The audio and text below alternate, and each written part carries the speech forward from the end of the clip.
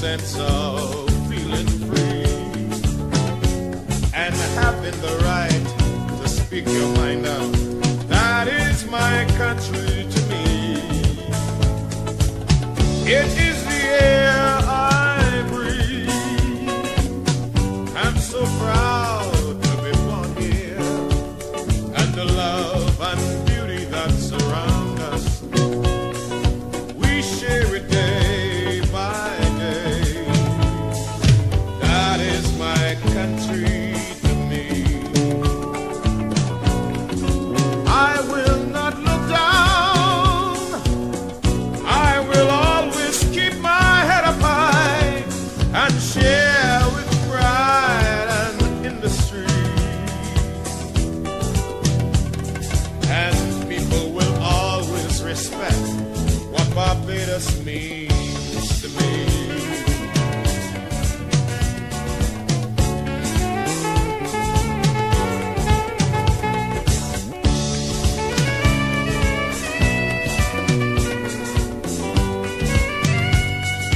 My country to me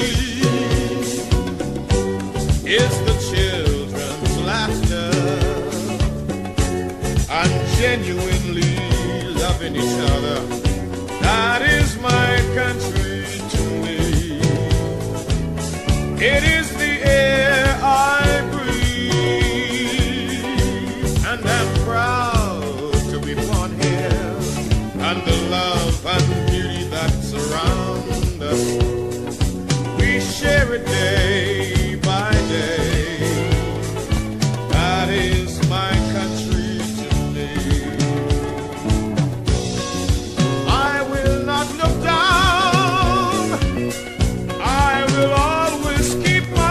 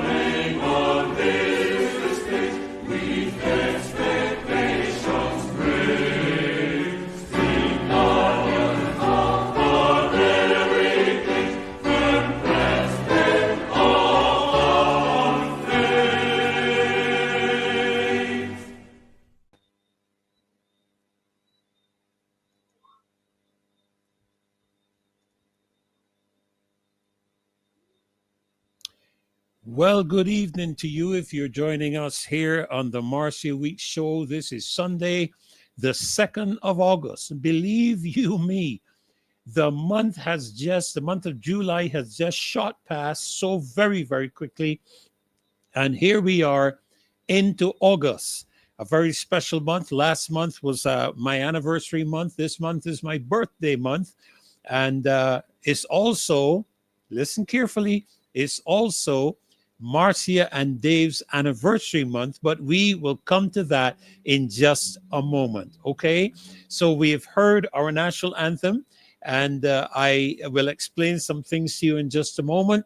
But what I would like to do right now, as you know, is my norm, and I am hosting the show, is that I will ask you to share together with me our national pledge.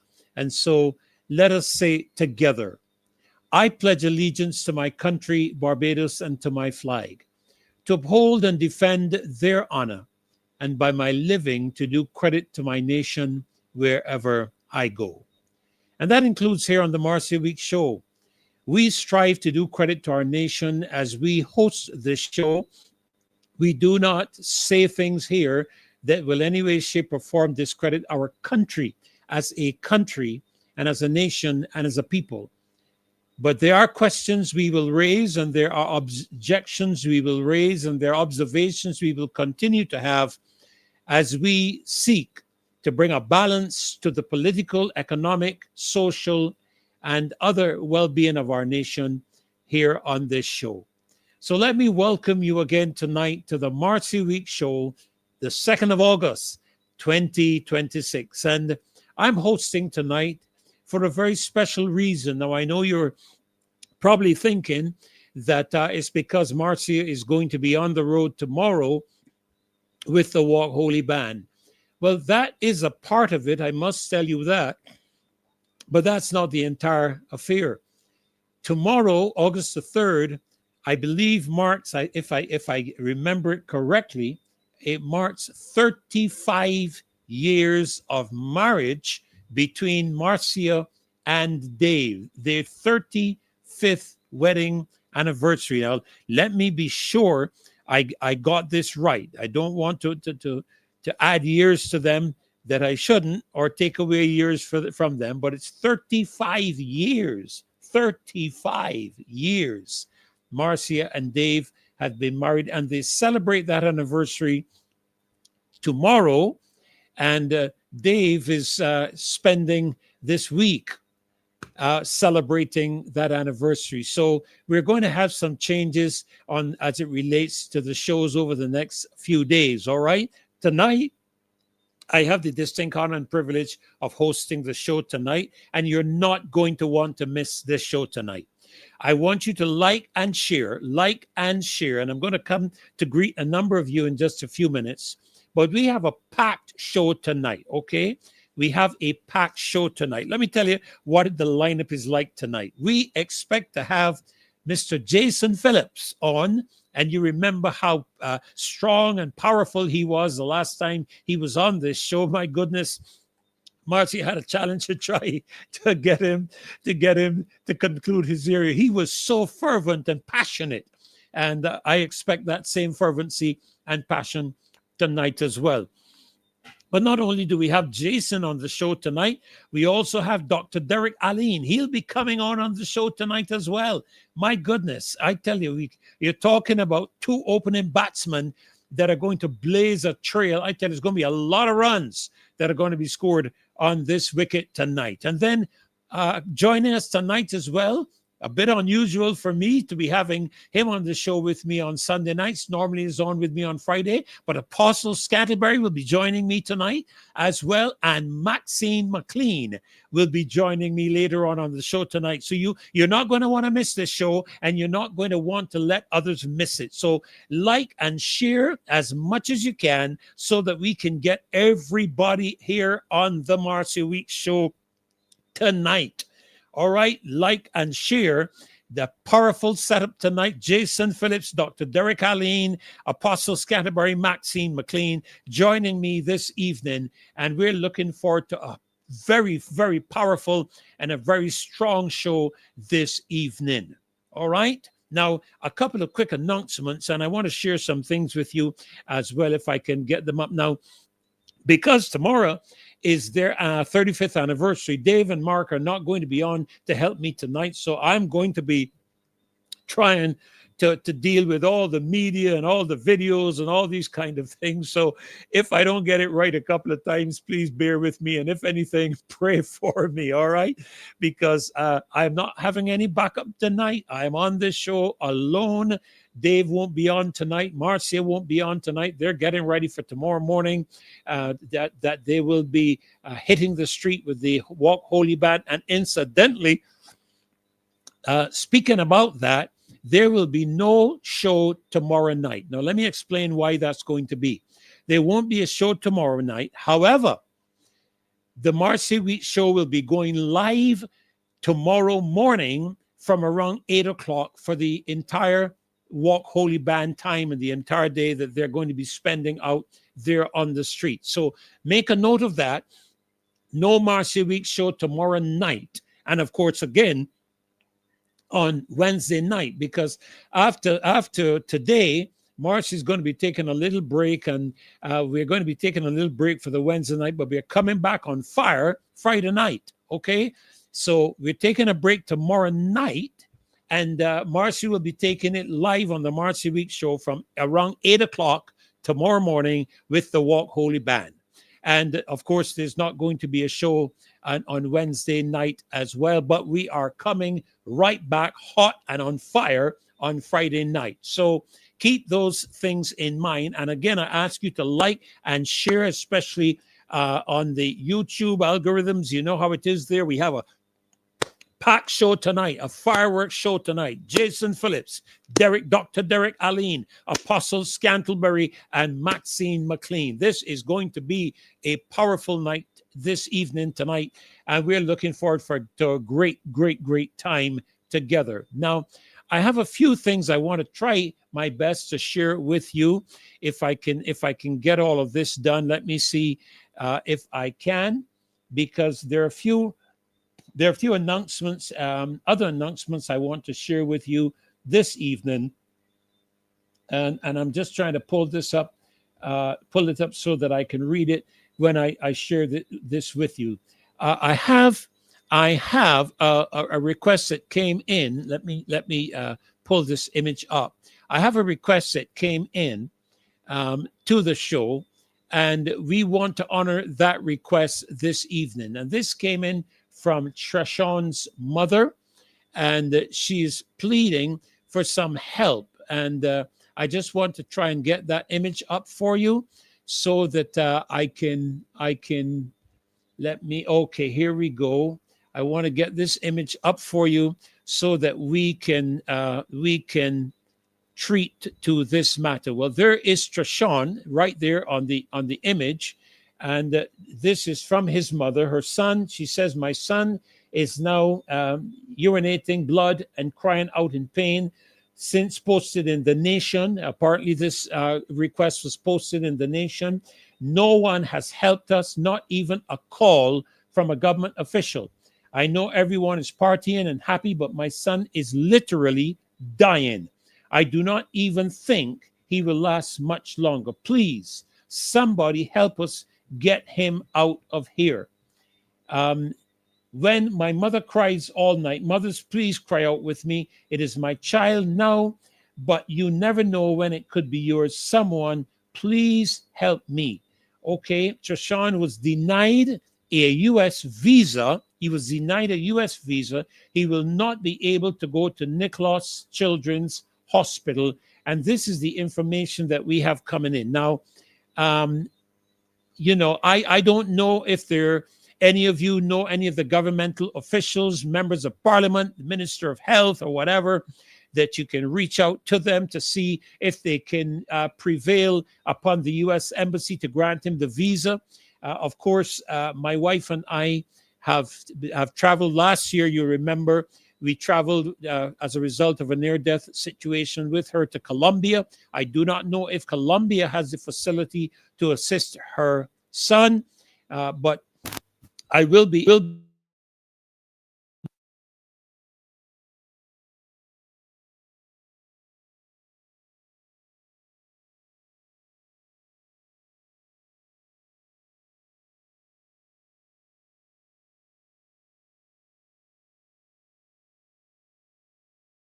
mic got muted accidentally just now because I'm still trying to deal with all of this technology. Thank you so much. Someone probably was trying to reach me to let me know that.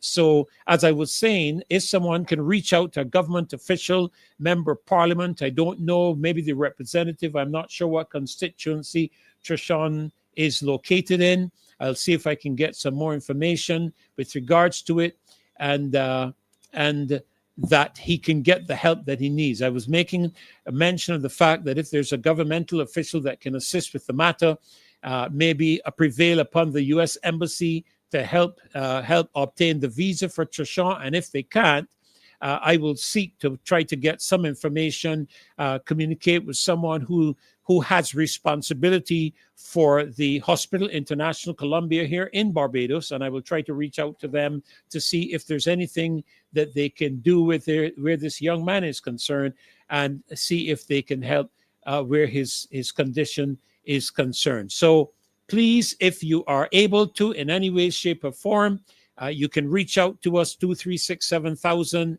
That would be Marcia. I'm sure even though she's taken a break off, she will send her a message. You can send her a WhatsApp message on that number, and we will try to respond as quickly as possible and get some information out to Trishan's mom. Okay. So I think this is a very critical and a very important matter that we need to address, and I'm hoping that you will be able to do so this evening. Okay? Praise God. Thank God so very much. Now, I want to just make a couple of comments. Of course, we want to extend our deepest condolences to the family of Mark Lord, who passed away, I think, just a day ago or thereabout. We have now had two very well-known and very well-respected individuals from the Baylan area. My understanding is that Mark was also from the Baylan, and I've been watching some comments made by several of you on the comment section of the show tonight as I was preparing.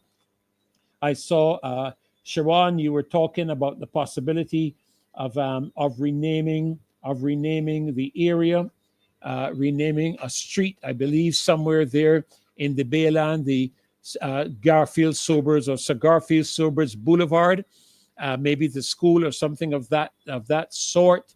That would be quite fitting, I believe.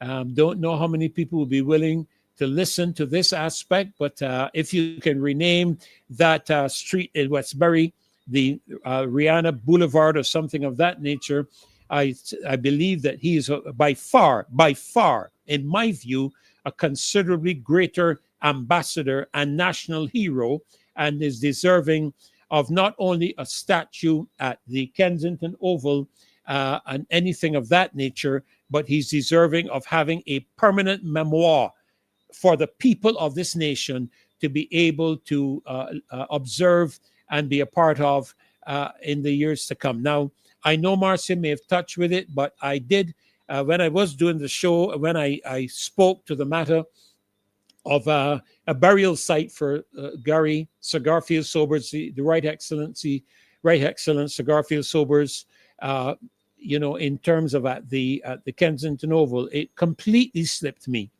I slipped my memory completely when I spoke about moving his statue from the Sagicor roundabout to the Kensington Oval, that it had already been done. And a total lapse in memory at that time.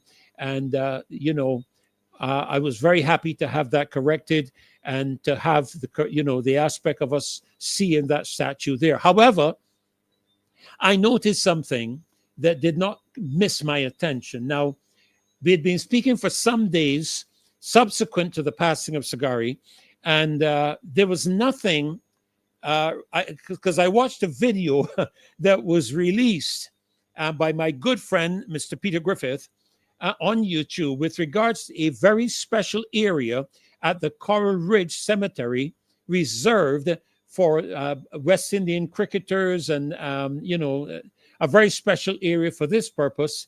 And he mentioned that Seymour Nurse was already buried there, a special burial site, a special site in the burial facility at Coral Ridge for these icons, I believe he referred to them. And I found it very interesting that we knew nothing about this. And I spoke to scores of people, none of whom knew anything about this until we began to engage the aspect of consideration being given to where Sagari should be buried, or things of that nature. Not a single thing was known by anybody in this country that I am aware of. Nobody has been able to confirm it to me. But I want to thank Mr. Peter Griffith. I really do. I know him very, very well. We're very good friends. And I want to thank Mr. Peter Griffith for setting aside that special area at the Coral Ridge and helping us to appreciate the reason, probably, one could probably say, for the interment to be done at Coral Ridge and his burial site be at Coral Ridge rather than at Kensington Oval. His statue is there, so we already have a significant memorial there at Kensington Oval. He has a stand, I believe, named after him, and I think it would be fitting in hindsight, now that I'm aware of it, because I certainly was not. I don't know how many of you all were. If you were aware of it, please make a comment in your chat here, in the chat here, and let me know if you were aware of it. If you weren't, please do the same thing. But I knew nothing about that. So I'm very thankful that our journey into the aspect of establishing a special place for Sagari Sober's in terms of his internment and his resting place resulted in the country finding out that there was a place, a special iconic location at the Coral Ridge for persons of his stature and other cricketers, and I would imagine other persons of a national stature that would be interred there. Okay, so I am very grateful to Mr. Peter Griffith for making us aware of that, and so we are happy today to know that. However, as I mentioned, we are mourning the loss of another Bayland young man, and that would be Mark Lord, and that was really the reason I began the show tonight with his song, "This Is My Country to Me." I believe one of the most well-known calypso songs in the country as it relates to Barbados. So thank you. We extend as I mentioned, our deepest condolences to his family, friends, his colleagues, all of you in that fraternity. We have lost a great singer and a great linguist, a great songwriter, and we have been grateful for all that he has contributed to the national culture of Barbados. We are definitely grateful for it. Now I'm just checking to make sure that I'm not missing anything, and just checking back on my notes that I've made here. No show tomorrow night. I spoke to that. None on Wednesday evening as well. Okay, and again, we congratulate Dave and Marcia on their 35th wedding anniversary that they will celebrate tomorrow. Okay, tomorrow, August the 3rd. Now, tonight, I want to touch on a couple of things. I want to raise a matter that has caught my attention, I believe, in my spirit, and I want to take a few minutes with it. But before I go there, I want to touch for a few moments on and I'm sure many of you probably watched the committee hearings in the Senate with Dr. Anthony Fauci. Now, let me be very clear. I have absolutely no interest and no time to play politics when the lives of millions of people have suffered as a result of the instructions and directions of a singular individual, Mr. Anthony Fauci, Dr. Anthony Fauci. And regardless of how people view the matter, because some people view this as a gotcha moment, they're all tied up with Donald Trump and him going after people and all this nonsense. I'm not getting into any of that because I have my own views on it. I know I'm going to differ from a number of you. I have my own views on the matter, but this is not a gotcha moment. This man was brought before this committee to answer some very serious questions and very serious allegations, and in which some of the things he said prior to coming to this Senate committee and things that he said, even before that, actually, subsequent to the pandemic, and written in his diaries. You can't get away from what you've written. That's one of the reasons I'm very careful what I write, what I document. I'm very, very careful with what I document, because you can't get away from it. And what I want to do is I want to address this entire matter from a court perspective. Okay? I don't want to hear anything about the politics and no gotcha moment and the Republicans going after Fauci. Fauci owes the world an explanation for his flip-flopping and his instructions that he gave. Some he gave prior, where he said we didn't need masks, and he came back and said we have to have masks, and a whole set of things that he said. But what is most important is his failure to answer questions that could help explain the position, the pandemic condition that we all experienced. Right here in Barbados, we had mandatory lockdowns, we had mandatory mask wearing, we almost had mandatory vaccinations, almost had. As a matter of fact, in some instances, you couldn't go to work without a vaccine. And I'm going to use the word because it's on the internet, it's in YouTube, it's being used, and there's no reason they should sanction Marcia Weekes' show for the use of that word. But however, I'm going to be still careful with it. And as a result of his instructions, specific, not advice, his instructions, specific instructions, the CDC issued instructions pertaining to how the pandemic should be handled, that the World Health Organization took as the standard and carried it across the entire world. As a result of it, millions of people died, not just from the vaccine, not just from the virus, but also from the adverse side effects, which are still coming out. And listen, don't talk no foolishness to me about alleged. This has now been proven over and over and over. Stop the nonsense. There comes a point in time when the truth must prevail, and we have to stop pushing our heads in the sand because it's not politically convenient for you, because it doesn't treat to how you feel concerning a particular individual or how things are done from a political standpoint. I'm not interested in that at all. I'm looking at the matter from a position in a court of law. And if Mr. Fauci was sitting in a court of law on this would have been on Friday, I think it was, or Thursday or Friday last week, if he was sitting in a court of law, he would have to answer the questions, or he would be held in contempt and he would be sent straight to prison. He would be sent straight to jail. And it would be the responsibility, on the basis of his responses, it would be the responsibility of his attorney and the attorney of the accuser, the persons who are accusing him, to indicate their position on anything he says. Now, Mr. Fauci pled the fifth 111 times. He refused to even answer the color of his tie, the color of the carpet, and the day of the week, which is totally ridiculous in terms of excuse me, in terms of claiming the fifth in the United States Constitution. Totally ridiculous. And what it has shown to us is that he is guilty. He is guilty by refusing to answer, because I've always believed, you never have to remember the truth, My mother always said this to me: speak the truth and speak it ever, cost you what it will. He who does the wrong thing does the wrong thing still. You never have to try to remember the truth. And nobody can twist the truth when you speak it. They can try, but the truth will always win out.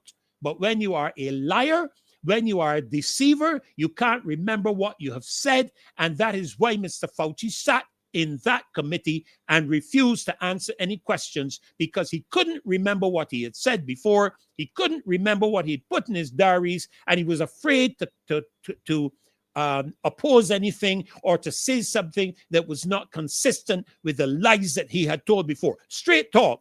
Don't let's beat around the bush with this nonsense and tell me no foolishness about Republicans going after him and all that crap. I want to believe that we are so committed to finding out the truth that we will be prepared to put aside the stupidity of politics and the foolishness of how we're referring to individuals. I don't care whether you like President Trump or not.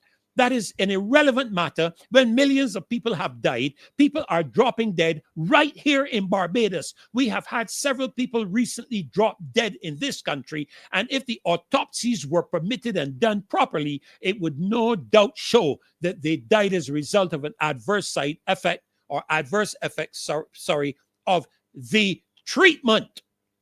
And this is happening around the world. Young men, sportsmen, all kinds of people that have just been dropping dead around the world as a result of this treatment. Interestingly enough, Africa is one of the few places that the treatment was not spread willy-nilly and like madness across the country. And they had a low, by comparison to the rest of the world, my understanding is that their death rate was nowhere near the rest of the world, because one of the things I learned early in this entire matter is that this virus could not handle heat.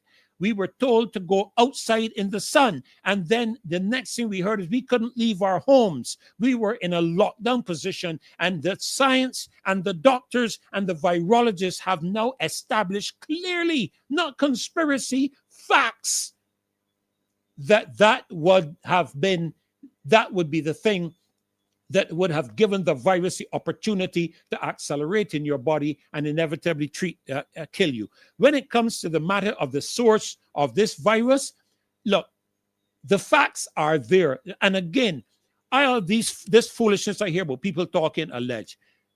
Fauci admitted to it. His diaries carry the information.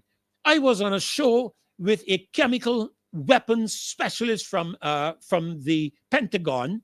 I was on with Dr. McCullough, Dr. Alexander at the time, who you will remember spoke so strongly in defense of the protesters in Canada, who had their accounts locked down by Prime Minister Trudeau at the time, the demon that he was, so that they could not buy food and all of that. And I'm going to come to that aspect in just a minute. Trust me.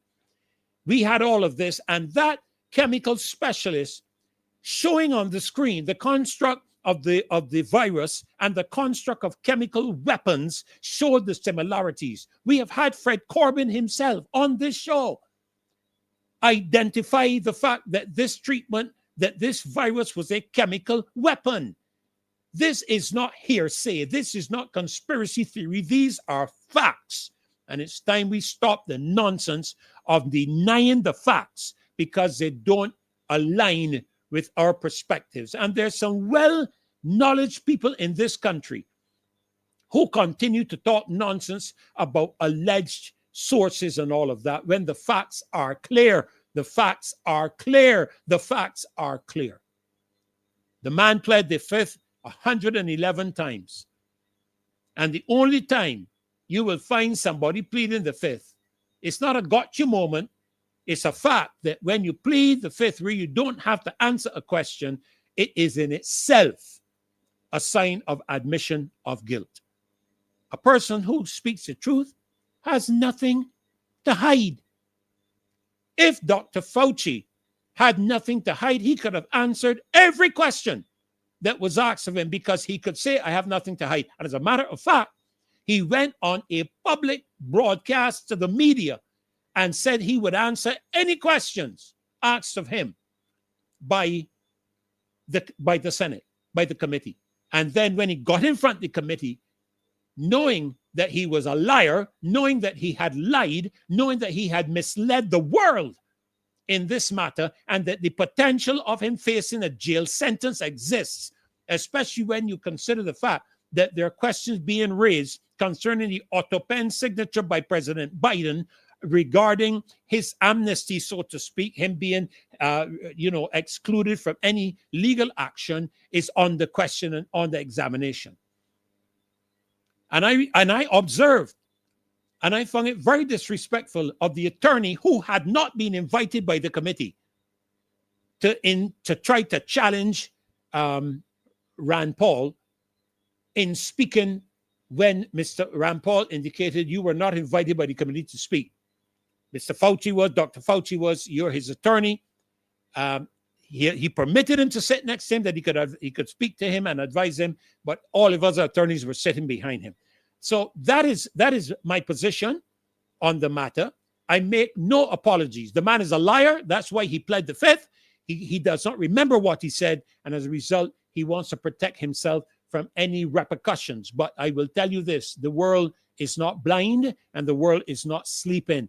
And I want to say this to you, Dr. Anthony Fauci. There is a judge that you cannot escape. You can't plead the fifth in his courtroom or in his committee. You can't plead the fifth.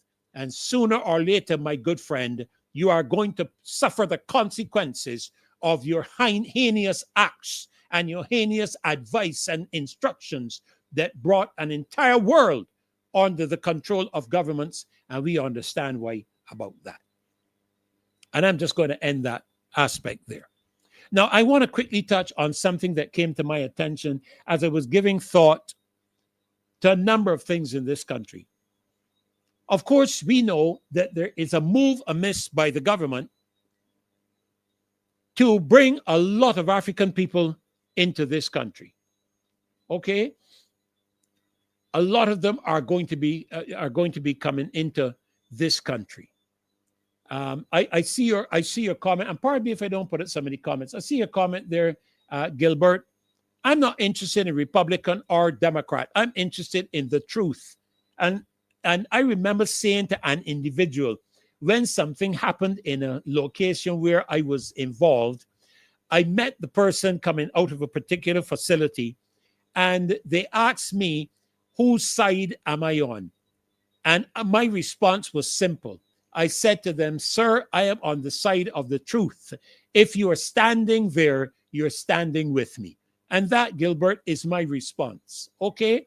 If I am on the side of truth, and anybody, Republican or Democrat, and incidentally, I have observed a number of Democratic guys that speak on YouTube, parting company is stepping away from this gentleman and from the entire matter.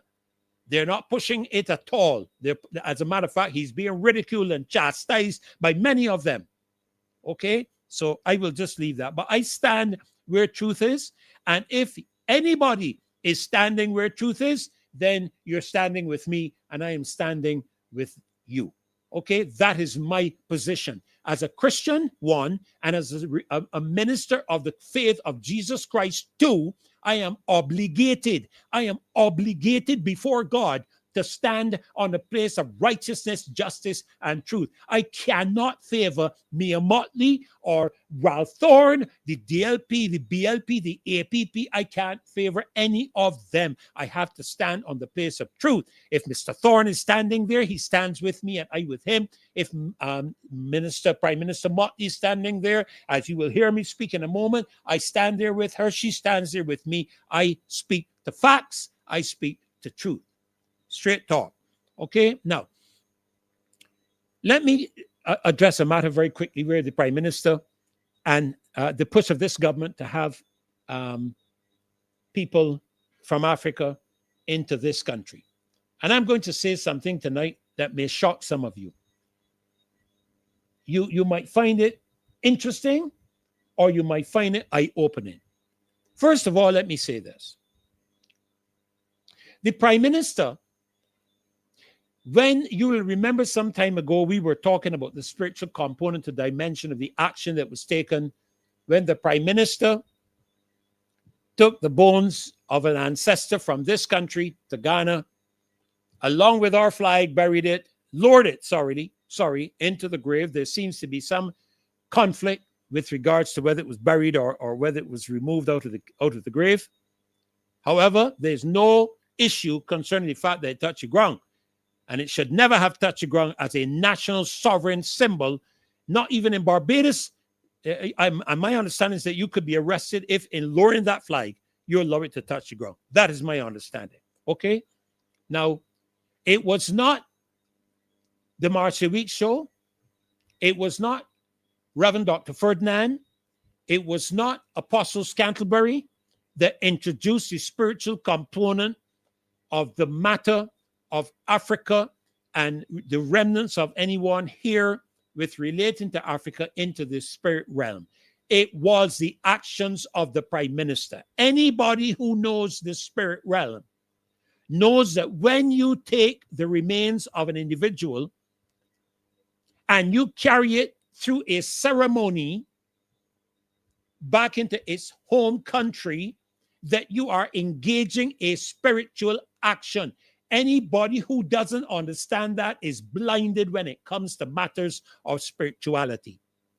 It was not we who brought this matter to the forefront as a spiritual matter. That was the prime minister. When she took the remains to Africa, went through a ceremony of some kind.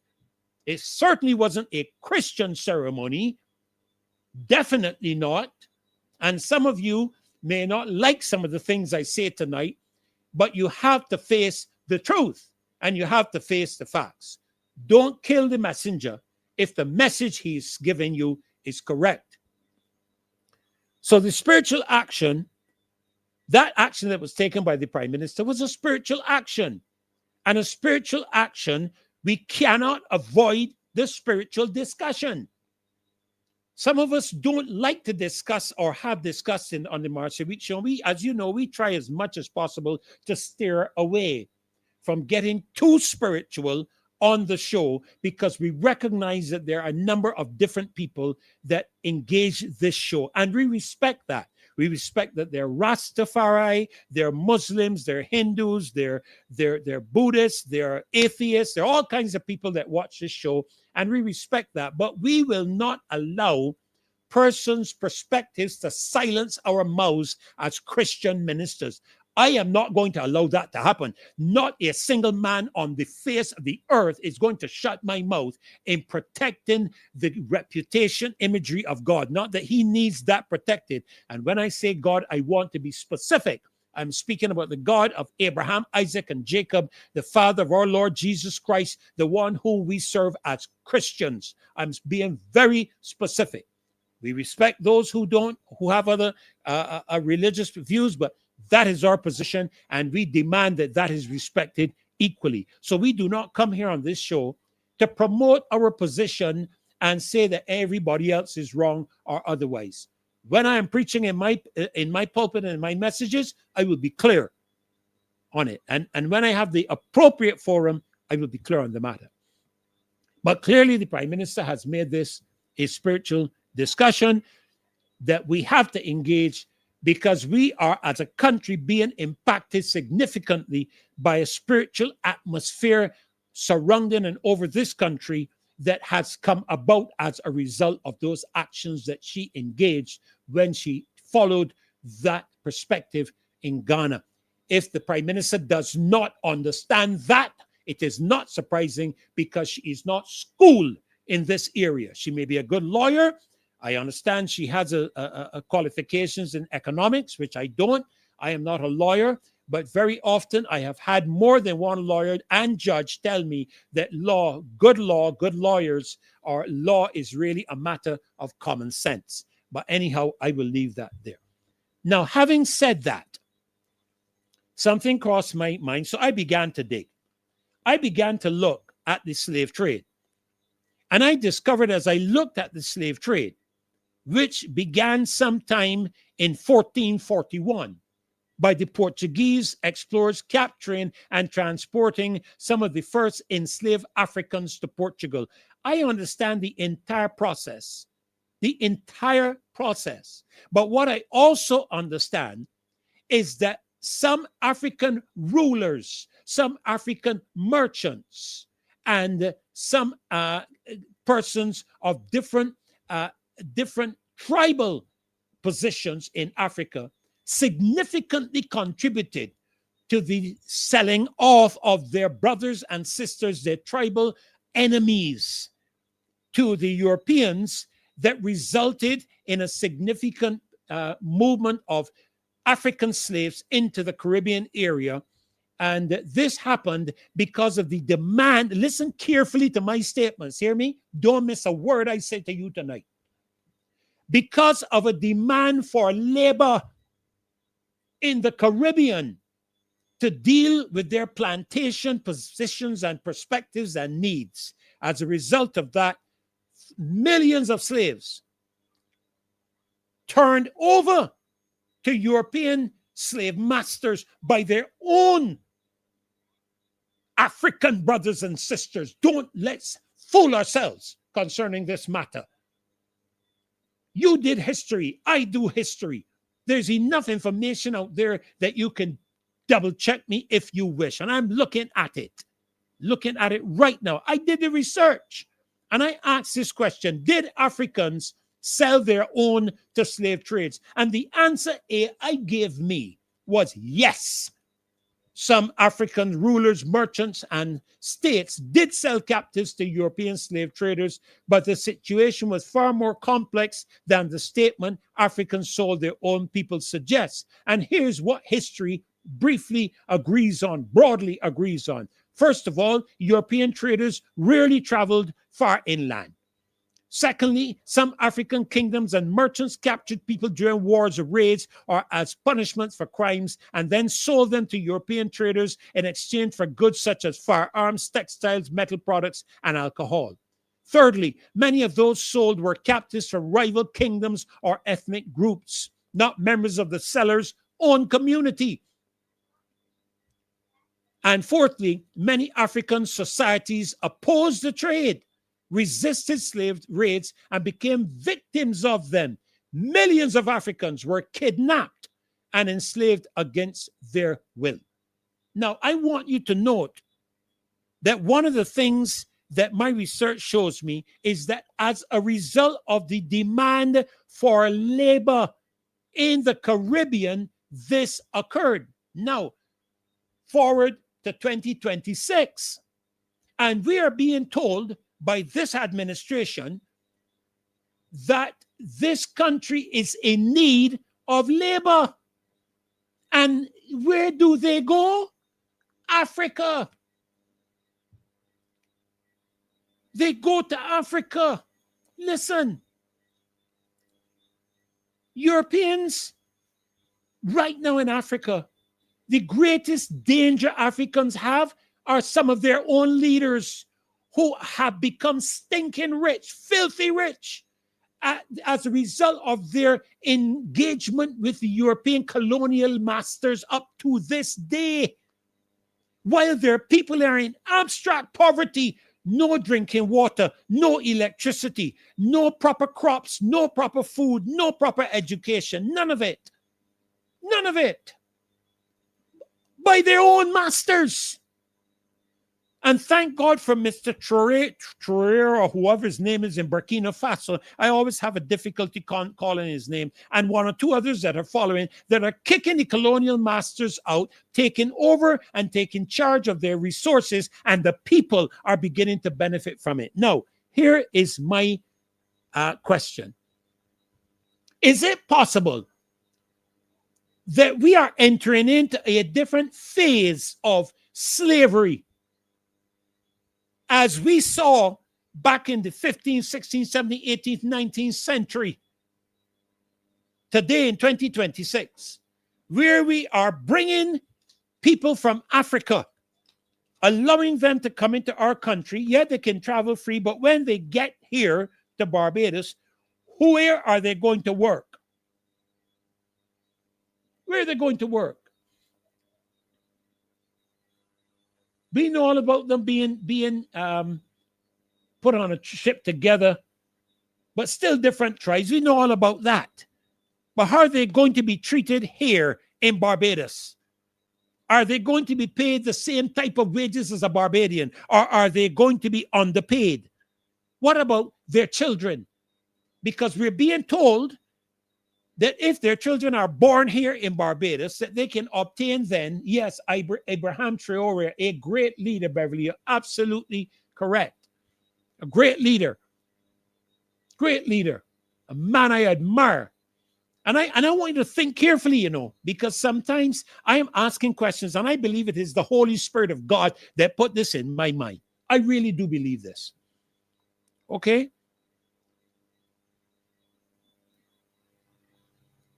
Who fights for the rights of the sexually abused young girls when they come into this country. I mean, no, it happens here, guys. Don't push your head in the sand and fool yourself. I had to deal with a situation in our church some years ago where a young guy and his girl attended a service. At the end of the service, she asked to speak to me, and she shared a horrific story concerning when she arrived in Barbados with a letter to go to work at somebody's house in St. James. How her passport was confiscated at the airport by a specific immigration officer. And as a result, she ended up as a sexual worker, a sex worker. And she came and pleaded with me for help. In those days, Billy Miller was in Parliament, and I reached out. I don't know if she had ever remember this. I reached out to her, reached out to others. I reached out to the same, got the name of the immigration officer, a very good friend of mine who's now passed away that was in immigration.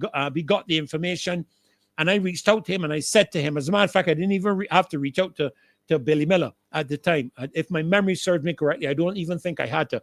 I called the individual. I said to the individual, I'm giving you 24 hours to put that girl's passport on my desk in my office, in my church, or my next phone call will be to the Minister of Foreign Affairs. I think she was the Minister of Foreign Affairs at the time, Deputy Prime Minister. I believe that was her position at the time. And you can believe it, that in under 24 hours, that lady's passport was on my desk. Okay? We have this happening right here in Barbados. Don't let us fool ourselves. It's going on here. And what makes you think that that is going to stop with people coming in from Africa? So I'm asking the question, are we re-energizing a dimension of the slave trade on the diplomatic and political coverings when we are inviting all these people in from Africa? I have nothing against it. Don't get me wrong. But all I'm saying is that there is a nefarious, underlying, wicked element here that we have to be very vigilant with as a country to ensure that those people that are coming here do not find themselves enslaved just as much as their ancestors were back in the 15th and 16th, 17th, and 18th century. Okay? No, I'm not being naive, Pedro. These are facts. Pedro, you got to go and get your facts together. Let me talk straight to you. You got to go and get your facts together, because you have come up again. In this show, you have posted comments denying the facts when we talk about people. And Gilbert, again, you're talking about totally brainwashed nonsense. Let me address this, because I'm not making any fun with nobody tonight. Let me get this clear. It is Africans who are down in Nigeria right now killing African Christians and raping them and taking girls out of school, killing Christian pastors, burning churches down there in Nigeria. Europeans are not doing that. Go and get your facts. End the story. I'm not even going to bother to address that any further. You see, I don't have my head buried in the sand, and I'm not a master slave. I have been liberated, brainwashed. I have been set free. He whom the Son has set free is free indeed. I can think for myself. I have my own brain. Nobody can fool me. Nobody can deceive me and manipulate me. You know, when people come up with all this nonsense, I wonder what world they're living in. What world are you living in? You don't see all of the African leaders down in Africa who are stinking rich, buying houses and all over the United States of America, all over Europe, while their people are down in Africa suffering. Leaders like that should be arrested and locked up. So don't talk nonsense to me. Please, don't come with that. Not now. So I'm just wondering, I'm just asking the question, because my feeling is that we have to protect these people when they come into this country. And I sincerely hope that the same privileges that are afforded a Barbadian are afforded to all of these people. Our passport, one of the most valuable passports on the planet, is now in jeopardy of becoming cheapened when Hungary, I think it was, or I think it's Hungary, extended their citizenry to 5 years or 7 years before you could get a citizenry in Hungary, I think it is. We cut ours to 6 months. So that a person can come to here, spend 6 months working here, apply for a Barbados passport with the immigration department, don't have to answer no visa applications to come in here. So we don't even know who it is coming here. We got terrorists in Africa, and that is another bunch of nonsense that I see people, one or two people posting here on the chat in the comments. And you can tell I'm on fire tonight, and I realized it on this matter, because a lot of people think that because we're Christian ministers, we should behave ourselves in a particular manner. Listen, Jesus Christ, when you mess with him, you had to pay a consequence. I remember him going into the temple, sitting down and premeditatedly plotting a whip, and that whip was not used to go after the bulls and the doves, and the whip was used to go after people who were turning his house of prayer into a cesspool. So don't talk to me. When you don't want to get God vexed, get Dr. Nichols vexed, okay? Don't get God upset here. Because when you get God upset, you could be lying in the QEH on a hospital bed with a few hours if God is so gracious of life left for you. So don't get him upset. Stop lying, stop sticking your head in the sand, and face the truth and face the facts. That's why I admire Mr. Traore, who has had the guts to stand up and at one stage by himself, to stand up in Africa. Abraham Traore, a great leader, Beverly, absolutely great leader, a man who is leading in Africa and exposing the corruption in governments in Africa so that the people of Africa can be free from the shackles of slavery that their own people have put them in. We don't want to face the truth. A lot of you don't want to face the truth because all of you think, a number of you think that because we're talking about Africa, you can't say anything bad about Africa. Africa is the source of a heap of wickedness. Heap of it. Don't fool yourself that it's not. But you only have to look at the leadership in some of the countries of Africa and you can tell how wicked the people are. Not the people, not the public. The leaders. People who in throwing their families for generations, raping the country, and living high on the hog while their people are suffering. And that is something that I am not going to ignore.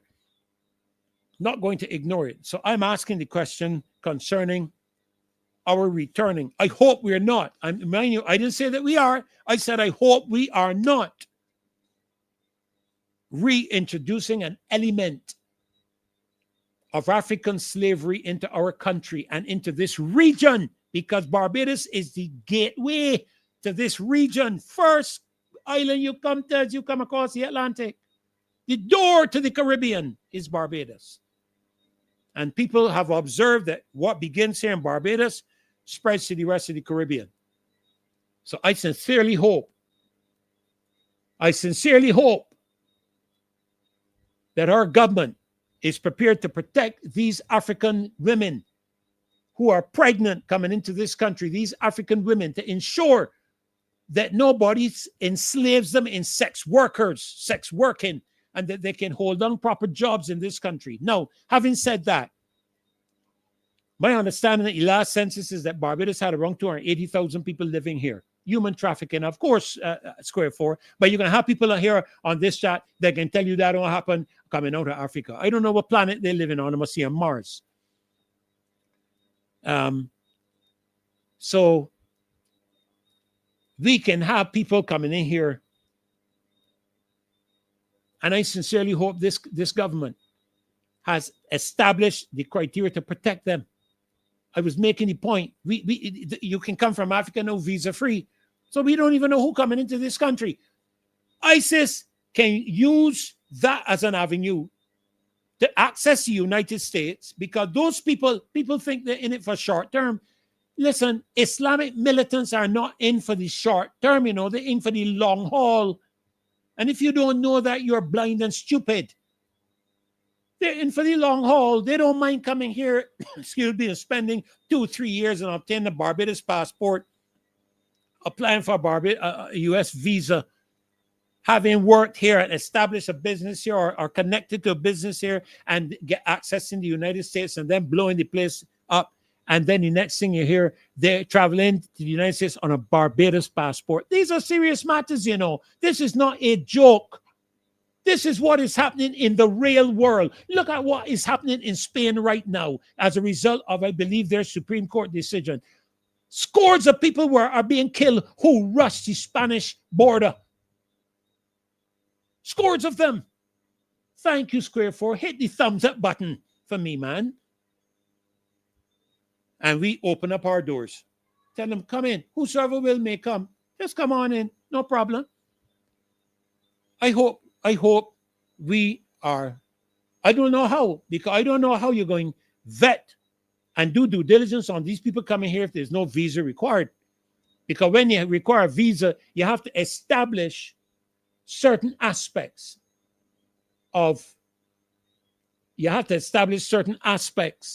before a visa can be granted. Yes, you know, I listen, First Wizard, I agree with you, you know. Let me see if I can put up that comment. You're saying you disagree with my analysis. A lack of development is due to the legacy of colonialism and poor leadership. That is true. But the fact of the matter is the slave trade has ended since 18-something, my friend. And this has continued under the leadership of Africans, not under the leadership of France. They have used Africans against Africa. They've used African leaders against their own people, enriched them. That's what they've done. But yes, I agree. We are beginning to see some positive change. Don't let my comments suggest Mali, Burkina Faso. Yes, you're correct. You are correct, First Wizard. You are correct. Because not everybody is prepared to stick their heads in the sand and wish things away. Okay? What about criminal background checks?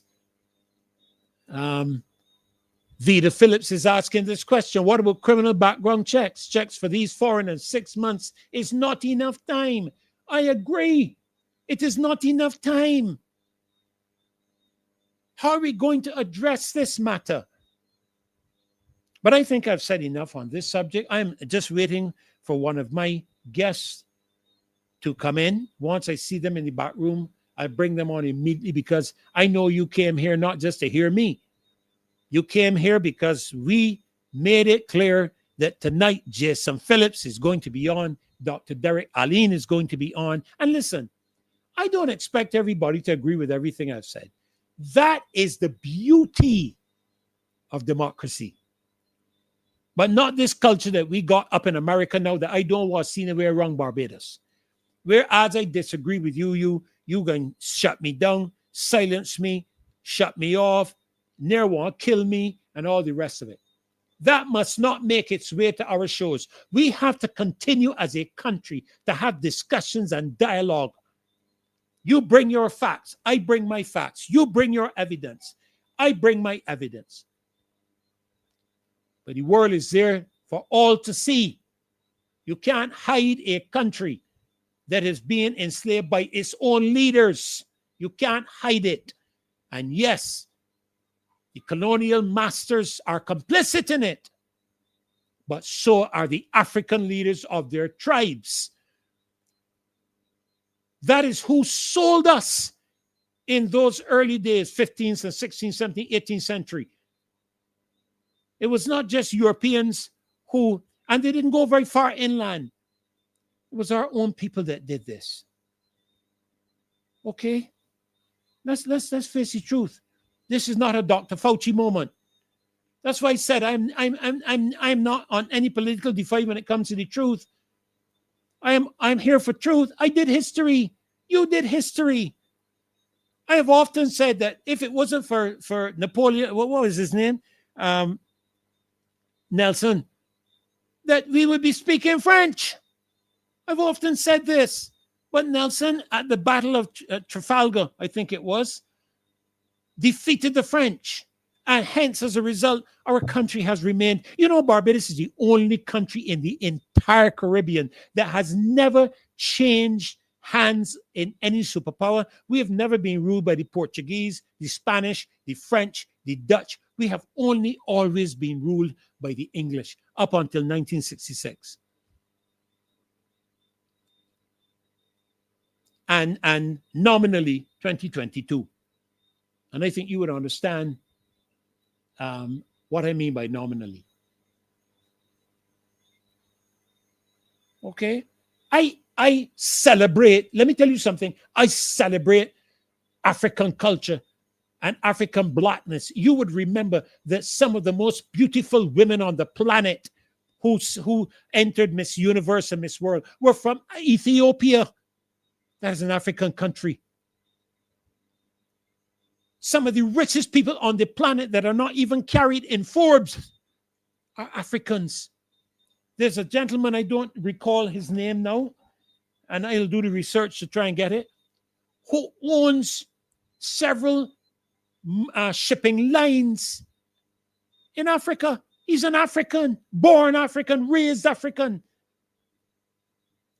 Some of the most intelligent doctors, brilliant doctors around the world, sought after, are Africans. We have a lot to celebrate, but we also have to be vigilant to ensure that we do not take on and take over the colonial masters mentality of our own people. So that when you have persons like myself and others speaking up against this administration, rather than chastising us, you should be respecting us for having the intestinal fortitude.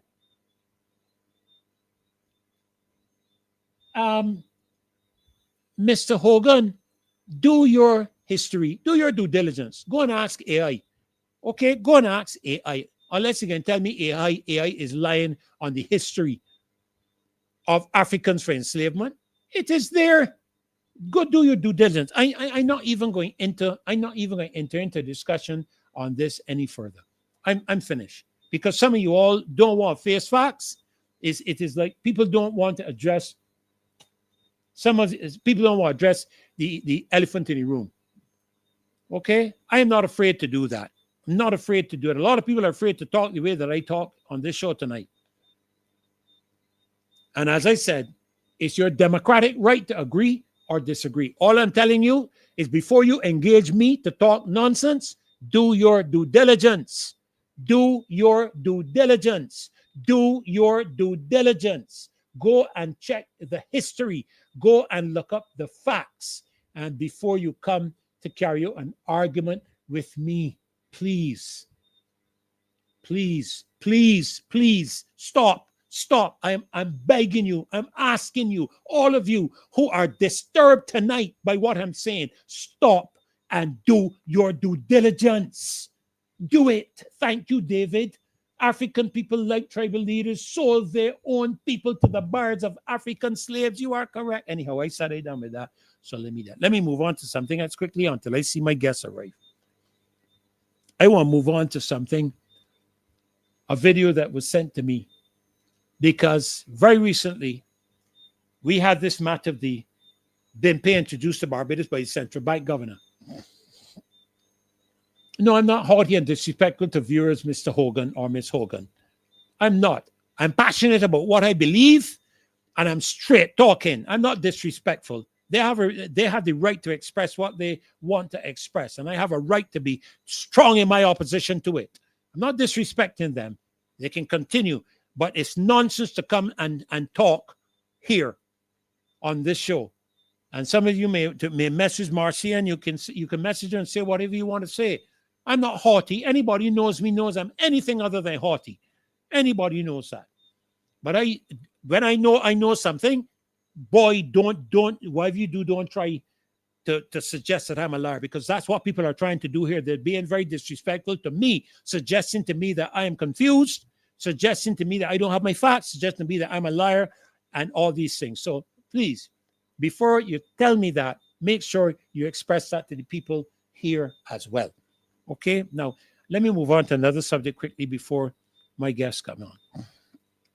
And it is this BiMPay matter. It's this BiMPay matter. Central bank governor introduced it and said it wasn't even necessary for you to have a bank account. Next thing we heard is that in the future, there's going to be a connection between your Trident ID and your BiMPay. Now, I took the liberty. Somebody sent me a video, and I can see if I can upload it to the show tonight, because I want to play this video for you all to hear what this person is saying, and then we will comment on it. Okay, we're going to comment on it. Let me see if I can. I just start getting nervous. Here, what I'm telling you now. So about 27,000 people download the BiMPay app, but only about 15,000 of these people. Let me make sure.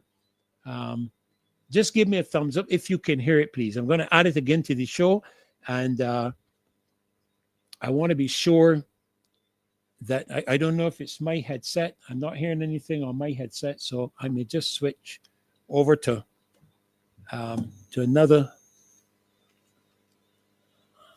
Let me see if I can switch over to another headset here and see if I can hear.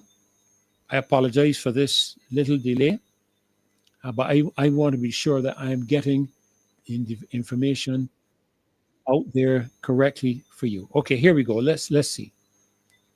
To their banking account, right?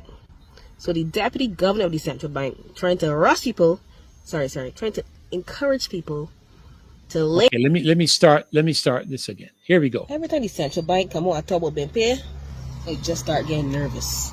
Here, what I'm telling you now. So about 27,000 people download the BiMPay app, but only about 15,000 of these people actually link the app to their banking account, right? So the deputy governor of the central bank trying to rush people, trying to encourage people to link your banking account to BiMPay. Finish the onboarding process. But I thought when I was pushing this thing, I was like, you didn't need a banking account to use BiMPay. Why do I need to link my BiMPay if I was to got that app, which I don't, to my bank account? What'd you push? Very, very suspicious. Alright, that ain't even the most suspicious part. She wanted to hurry up and do that so that the central bank could move on to phase 2 of BiMPay. I wonder what phase 2 of BiMPay is. Let me see what she said. Phase 2 entails bringing credit unions and other financial institutions on board. Bringing other government agencies on board. Yeah. Finalizing the business and corporate fees for BiMPay. And 4 is linking BiMPay to your chip and pin national identification card. Yay! Surveillance for everybody, yes! So they want us to link who we are with what we buy and what we sell. Not suspicious at all. Totally trustworthy. Totally fine. Nobody had any problem with this. At first it was an app. Yeah, you ain't gonna get the money, you ain't gonna want me cash. Just spend, blah, blah, blah. I know. I want your banking information. I want your identification information. You belong to me. That's how I feel. That's how I feel. What is this constant push to tie everything back to the chip and pin ID card? You see why I don't like this here? You see why it was suspicious? I know something else is under the surface. Under the surface. When I move it to suspicious. When I move it to... Now, I hope you're hearing what this young lady had to say. Because some time ago, both myself and Kmar Stewart spoke about the matter of the Trident ID card being used for surveillance. The last time I was on this show, I shared with you a location in terms of the internet where the World Economic Forum itself alluded to one of the dangers of the digital ID was a matter of surveillance and the censoring of people. We watched this happen in Canada during the pandemic with Prime Minister Trudeau. We watch it happen. Now the central bank, you see, again, you cannot hide the truth. You cannot hide the truth. I remember, I believe it was Jesus Christ himself that said, you will know the truth and the truth will set you free. Okay? That is my understanding. And I understand from early when this whole matter of the Trident ID card came to the forefront. We understood that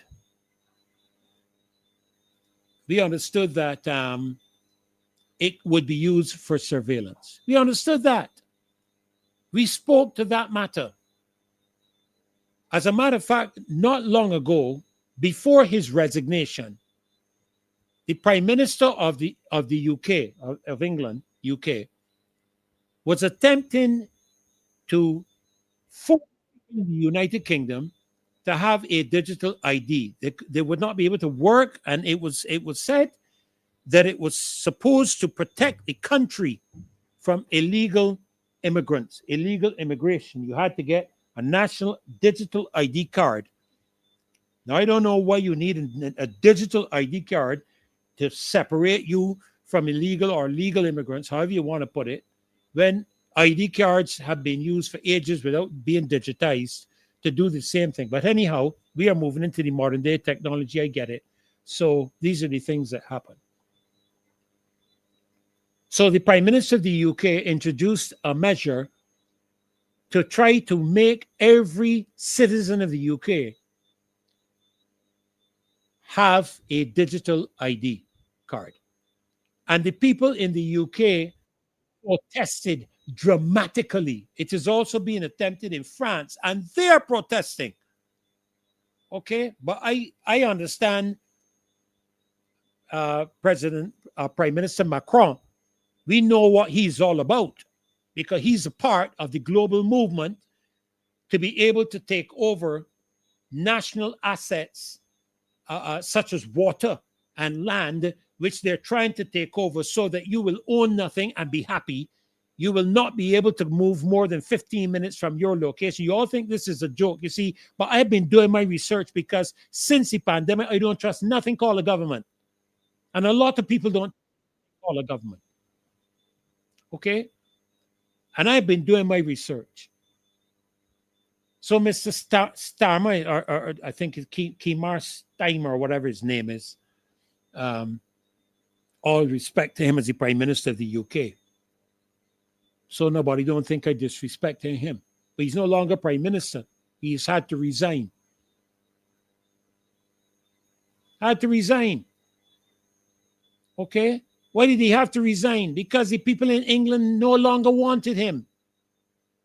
And the current Prime Minister, one of the first acts he engages, and I must say, kudos to him. One of the first acts he engages on assuming office is to remove the matter of a digital ID completely and to focus more on the matters of health and lowering the cost of living in the United Kingdom. But instead of doing the same thing here in Barbados, looking after the Queen Elizabeth Hospital that can't even provide medication for people going into the QEH because they don't have it, that's not my assessment. That is the news. It was in the news. People having to suffer and go in and leave without their medication. Prescriptions could not be filled. Instead of paying attention to the health condition of this country and the reduction of the cost of living in this country, we have the government and the central bank talking about a digital ID. And telling us that the amount of money that it costs to engage this whole matter of BiMPay is none of the people's business because we are not using your money. So it's none of your business what we're doing. It is our business because the central bank in the Tom Adams complex in Bridgetown is located in Barbados. And its employees are Barbadians. And as long as you located on the sovereign property of this country, you are accountable to the people of this country. Who makes you think you are not? But this government, instead of looking to reduce the cost of living in this country, wants to set up a mechanism that United Kingdom has just now dismissed and said, we are not going down that route. We stop. We are going to pay attention to, you go and check it for yourself, to the matters of health and reducing the cost of living for people, citizens in the UK. What are we hearing here in Barbados as it relates to the reduction of cost of living in Barbados? You know what we are hearing? We are hearing that Marcia making too much money. The profit's too big. But in 2010, when the then Minister of Finance foisted the 17.5% value-added tax on us as a temporary measure, the current Prime Minister opposed it bitterly in Parliament. And again in 2012, I think it was, if my facts remember, I don't have my notes to hand with that. And in the manifesto of 2018, vowed within 18 months to carry the value-added tax back from 17.5% to 15%. Now, you can tell me if that has happened or not. You can tell me. You're already people, you're already loyal opposition. I apologize for not recognizing many of you at the beginning of the show. My apologies, but to be honest with you, you know what was consuming me as if you came into this show at the beginning. Everybody in this country, Jacqueline, you're correct, making money. And the people suffering. Suffering.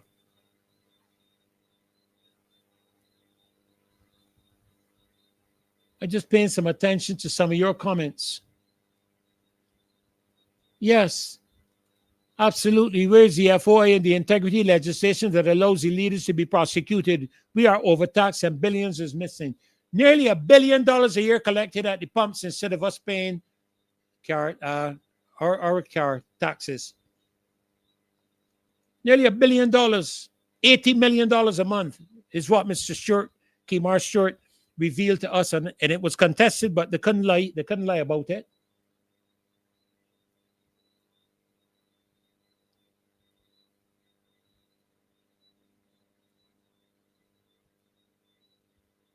And then everything you purchase, we paying 2% tax on all foreign currency expenditure.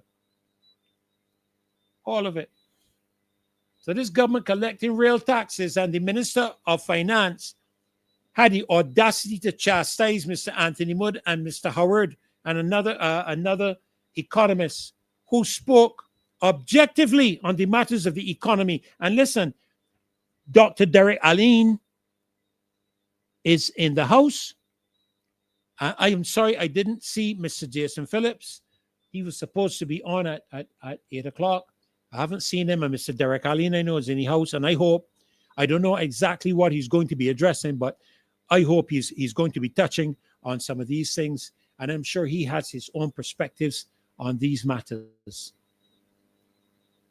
I know he's going to have his own perspective on these matters. So instead of focusing on reducing the cost of living in Barbados, our administration is focusing on introducing a financial system that will inevitably control the citizens of this country, which will give government the access to your bank account so that they will have the ability to shut your bank account down, just like Prime Minister Trudeau did in Canada during the pandemic. And I'm telling you this right now. This is one person who ain't ever signing up to BiMPay. Neither am I taking a Trident ID. I have an ID card. I don't have it to hand. And it identifies me as to who I am. And if they don't want to use it, too bad. I know that my passport is an international ID identification, but it ought to also be accepted in my country where its sovereignty is located. I hope so. I hope so. All right. So I'm going to shut up. I think I've said enough for the night. I really was waiting on Jason. Haven't seen him come in as yet. Hopefully he will come in. I'm going to go to Mr. Derek Aline, who I hope is ready to come in. Yeah, okay, great, Derek. Dr. Derek, good evening, sir. Hi, how you doing, man? Good evening. I love that shirt. Could you sit back a little bit and let me get a little bit more of that color? Thank you. Oh my goodness, I love it. I love it. I absolutely love it. Love this shirt, Doctor. It's such a distinctive privilege of mine to have you on the show. I think this is probably the first time that we are sharing the Marcia Weekes Show together, and I want you to know how happy I was to hear your commentary along with Hal Gollop, Maskell, on the Gary Sobers night. I think it was last week, Wednesday night, when you were part of that panel with Marcia. It was an education in cricket history that I am glad has been recorded, because once you go onto YouTube, it's never lost. And I am so happy that you and Mr. Maskell and Mr. Gollop were able to share so many memories of the Right Excellency Sir Gary Sobers on that show. So I welcome you tonight to the show. I don't know, sir, what you are coming on to share tonight, because it's been a hectic day for Marcia as she prepares for tomorrow. But I'm sure, as always, your input is going to be an education for all of us. So, sir, the floor is yours. Let me let you go and proceed. Good night. Good night. Let me thank you for inviting me into the homes of your viewers to share some thoughts. Before I want to talk about a few things, but I want to make a little comment on the old Gary Sobers funeral and so on. And in respect to the family, I want to thank them for sharing him with us and accepting the funeral service. And I want to appreciate their acknowledgement of the role of the Prime Minister and the government of Barbados for putting the service on. As a matter of fact, I would say this on your program. First time in my life that Motley has ever got me to do anything was at that funeral. He asked everybody, and he said to stand up. And believe it or not, I stood up. And I had to say, I never believed that would ever happen in my life, but it did happen. It did happen. But I want to say something, and I know it may offend some people. I know, truth is, I really don't care who it offends. I didn't think I got the vibe in my community, in the villages and so on, that Sir Gary was going. The streets were not lined as I expect them to be. Yes. I don't know what factor will contribute that.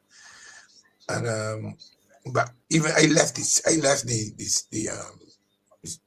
gymnasium, the Kensington, yes. And I walked from there to my home. I had something I had to do. I never planned to go. I do not like graveyards. I grew up in Westbury Road, and I am accustomed to graveyards, and I never liked them. But I would go through there and I exercise on mornings. But this actual burying of the body going into the hole and things, that is not something I like. It's a very depressing feeling I have. So I was not going to go up to Coleridge and see that part of it. So I walked from Kensington over to my mother's house in Calmalan, and walking, coming up President Kennedy Drive through Hawkins and so on. I didn't feel that vibe, and it yes, the service and thing was good, and I think that the family's messages got me crying. When his son spoke, I actually cried. I Larry brought my head in a mix-up. Craig Lloyd was excellent, Yes, he was. Yes. and Brilliant. the Reverend Englishman, I was calling him the Englishman, did a good job. Yes. It was wide Yes. ranging and he had an international flavor to it and so on. Like, yeah. But when I left there, when I walked home from there, there was not a feeling in the community that this great man had passed and that the community was reaping his loss. Mm. I was feeling his loss. I don't know what could have created that kind of atmosphere, but I think I had to say that because that's how I felt. I spoke to a few people afterwards, and they told me similar views. When I look at the walk from Bridgetown down to the thing, there were not enough people to meet on the street. There was absence of school children. I know the schools are on vacation, but that's not an excuse. They're the generation that really need to see and hear about Sobers and to feel the love that we had for him at the Oval. But I will look back again and see if it is me that got that issue. Dr. Aline, if I may interrupt you, and I apologize for doing so, but No, go ahead, man, go ahead. I felt the same thing. And to be honest with you, Dr. Aline, I felt that given the stature of Sagari, that they should have declared. I know the private sector may not have liked it, but I really believe that they should have declared a national holiday because of the stature that he had. And I believe that a lot of people would have loved the opportunity to do what you are indicating, but because they had to work, they couldn't. And if it was a bank holiday, I believe that maybe the streets would have had the lining that you're speaking of. You know, I'm saying even the coming from town down the road, people, I didn't see people could rush out the stores and come up on the balconies and things to see the carriage coming down. I didn't get. I remember when David Thompson had his funeral. People all came to walk down to Westbury behind the carriage, and there was a big posse behind it. I saw mainly government officials and a few people. There were not the hundreds of people I expected to see, but I may be a little too critical. I'm not criticizing the government. I'm just saying I didn't get the vibe that I expected from that service. Actual service I found was okay, but the atmosphere in Barbados didn't reflect the kind of environment I wanted and the fervor of the love I had for that man. So I had to say that before I got into anything else, and I will say that all of us who do little research need to continue to build monuments and words around Garfield, so that for not generations, for lifetime, everybody will know what a beautiful place Barbados is to have created him, and to nurtured and put him into the kind of man he was, that he then turned around and made us a nation that not many countries this side can ever feel.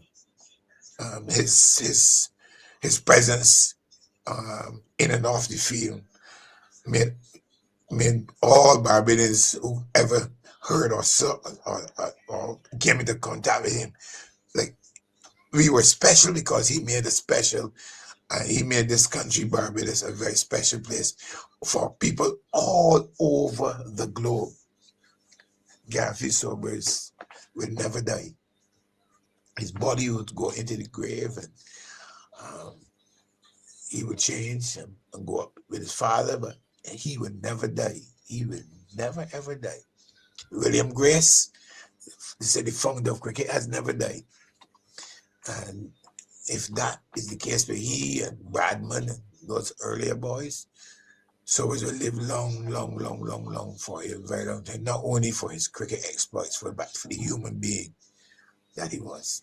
I wanted to start on that vein because I couldn't come back when Marcia called me to do the show the following Wednesday, the day after the funeral. I think it was the Wednesday or the Thursday she had called me, but I had made a commitment to some friends I have here from overseas who came in for crop over the goat with them. And I couldn't then tell them, well, no, I got to do the show. So I wanted to say that the next day, and I'm grateful that I can say it now. That long live his memory. Yes. Long live his Yes. legacy. Yes. Yes. But I Absolutely. want to join you with this whole question of this BiMPay and this card. I made a lot of comments about it 2 shows ago. And I went into the credit union the same Wednesday. I left the funeral and I went to the credit union at Carlton. And I met a very good friend of mine. He's on the other side of the political divide. But we're friends. We're good friends. Yep. And he said to me, Derek, you fighting a losing battle. Barbadians don't want to hear any criticisms of this government. So you're getting enemies for no reason. You're going to put yourself out there when you turn around, look for people behind you. Everybody that hide and gone in the road. Don't shoot some door waiting. Because they don't want to offend Morley. They don't want to offend the government. So you're fighting in a battle that you're going to lose. And I said to him, my battle is to get my stomach and my belly out. And I express how I feel about what's happening in Barbados. If nobody else is behind me, it makes absolutely no difference to me. I feel the way I speak is the way I feel about Barbados and where we are going. And I will continue to speak out whether I'm the lone voice out there. I told him that. He said, well, if that's the way you think, go right ahead. Because he had some bad experiences speaking out for people, and I took it, internalized it, that you cannot trust Barbadians to stand up for their own interests. But they substitute their interests with the interests of the leader of Barbados, Prime Minister Morley. My girlfriend of mine that of many years told me, stop calling her name.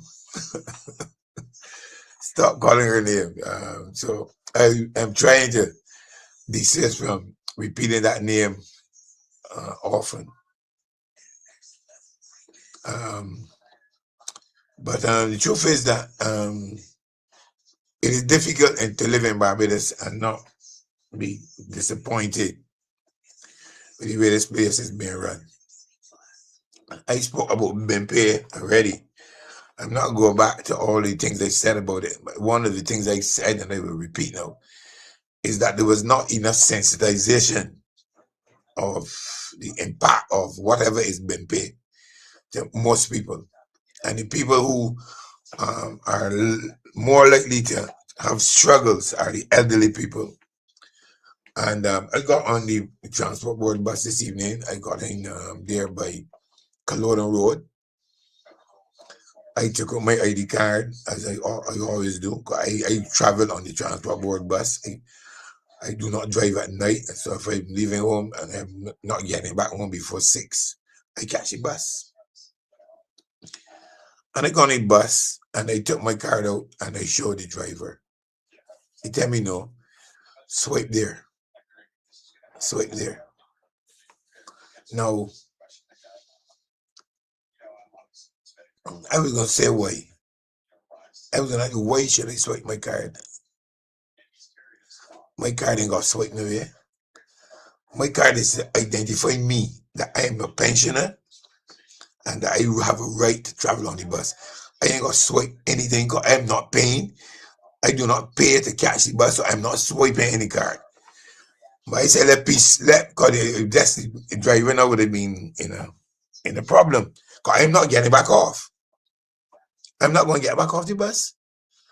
Because when I get on the bus, at the transport board bus,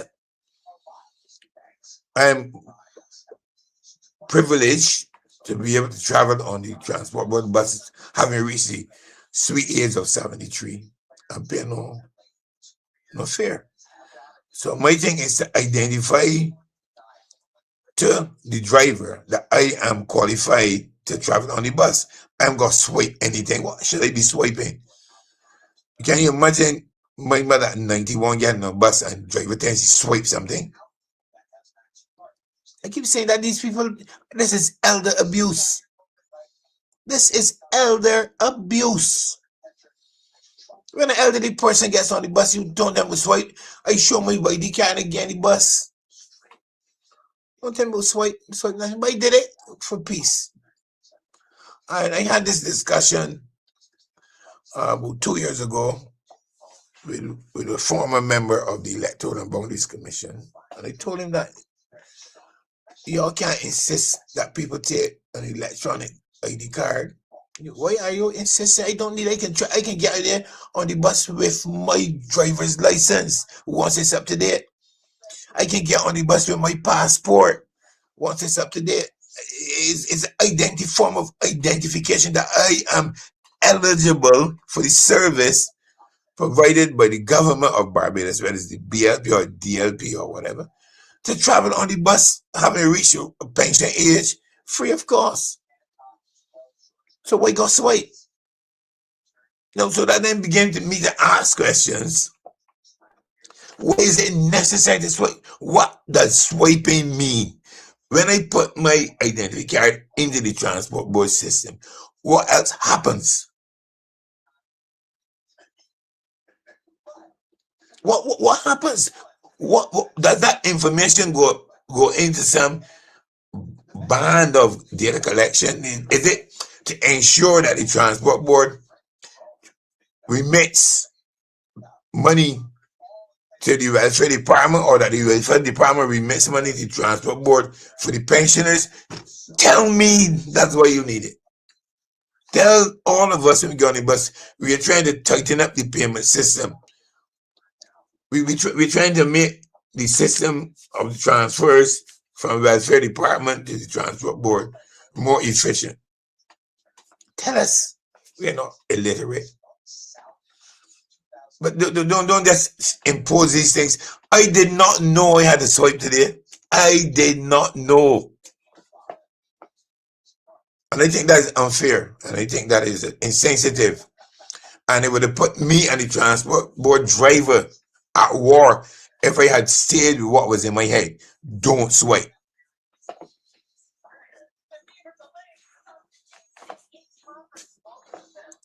No, that to me is part of a process of controlling my money. And I am not a electronic or digital guru or anything. I'm not a digital person. I remember a friend of mine, I sent an article I wrote to him. He sent it to a friend of his, and the friend said that it's quite clear that I don't understand BiMPay. I had to laugh because I was saying in the article, why he wrote the article is because I didn't understand it.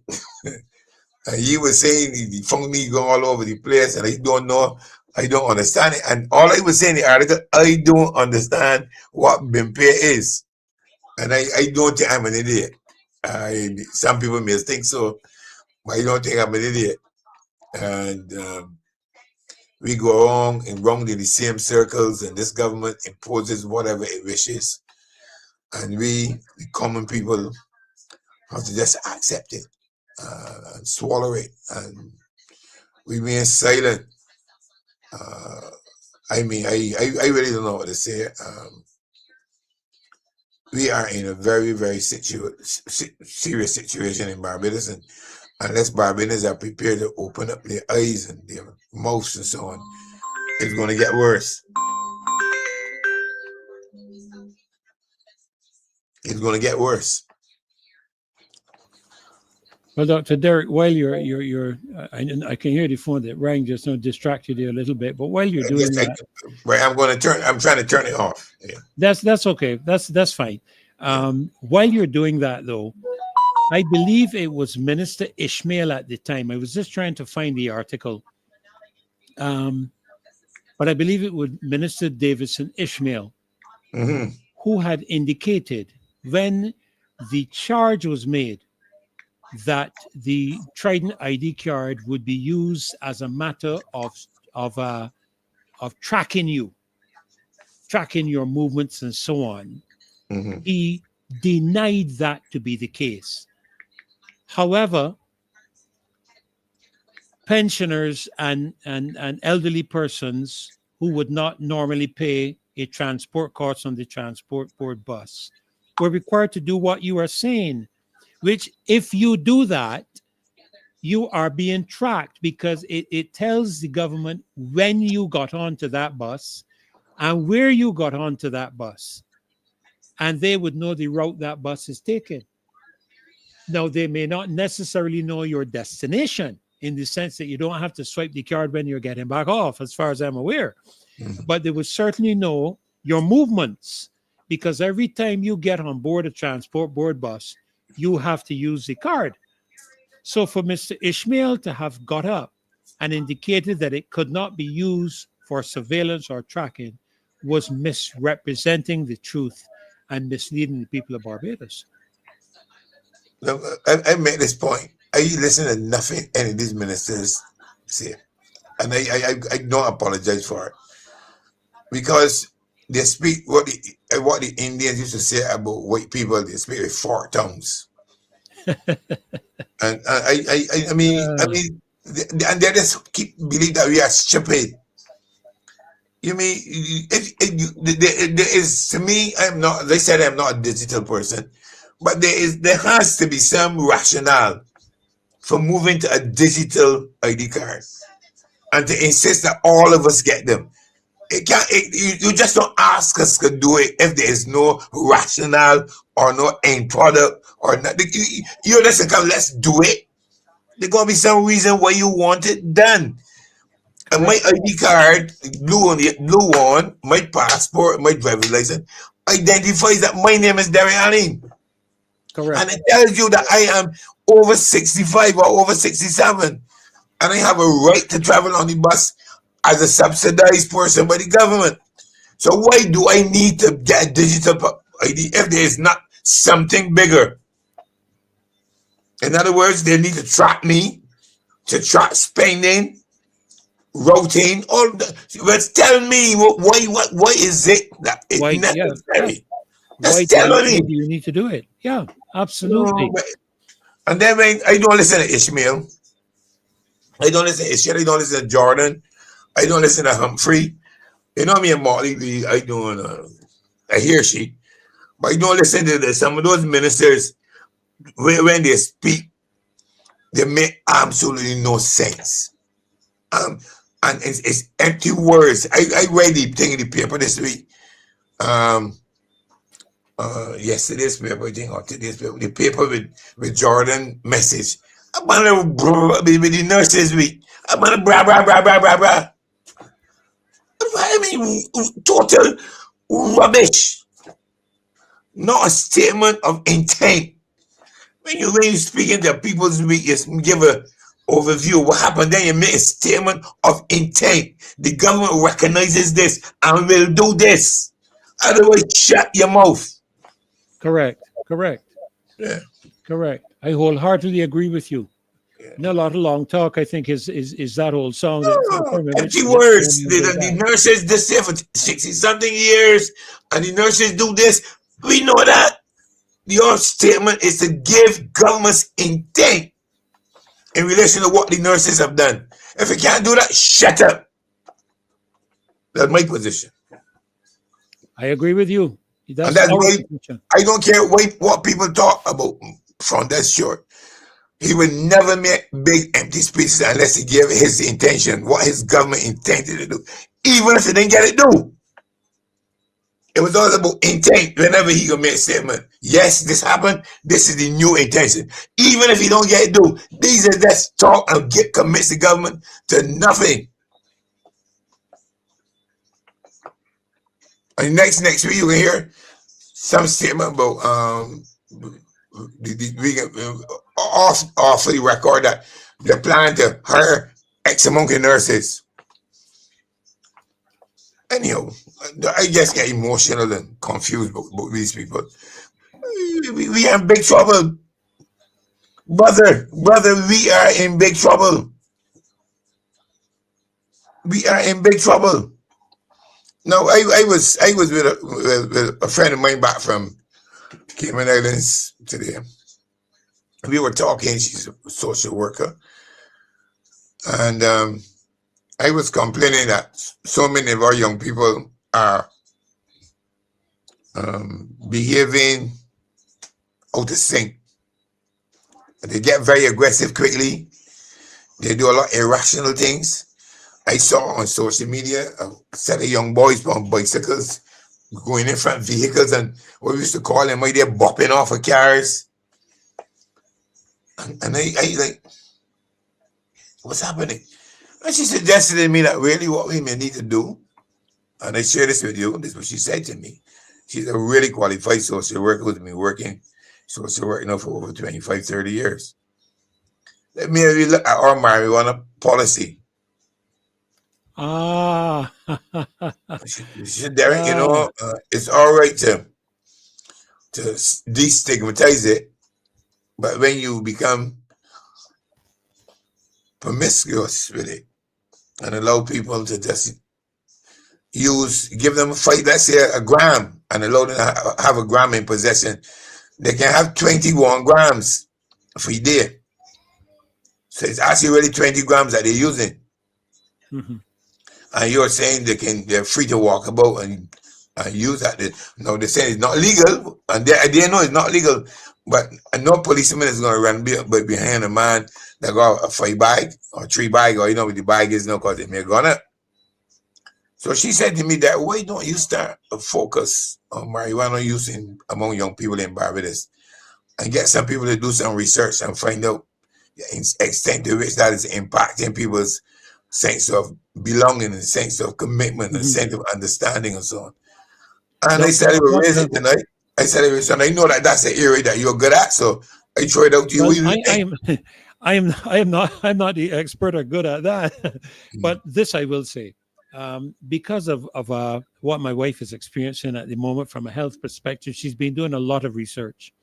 And one of the things that she discovered in the marijuana use is that they're now adding additives to the marijuana drug, which are having serious and significant impacts on both the mental, psychological, and neurological components of the brain of young people.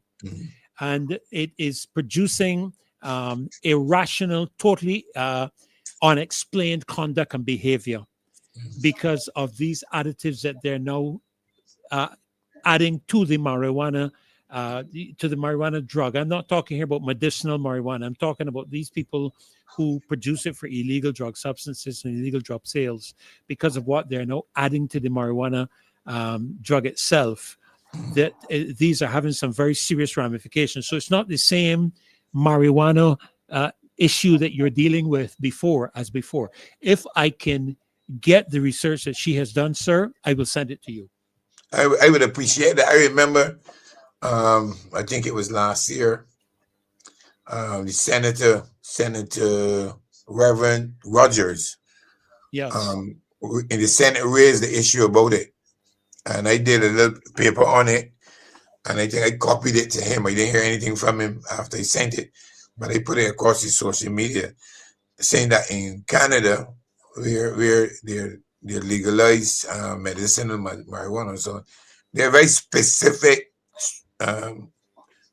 guidelines on how it is used, the extent to which it is 1% or 2%, and so on.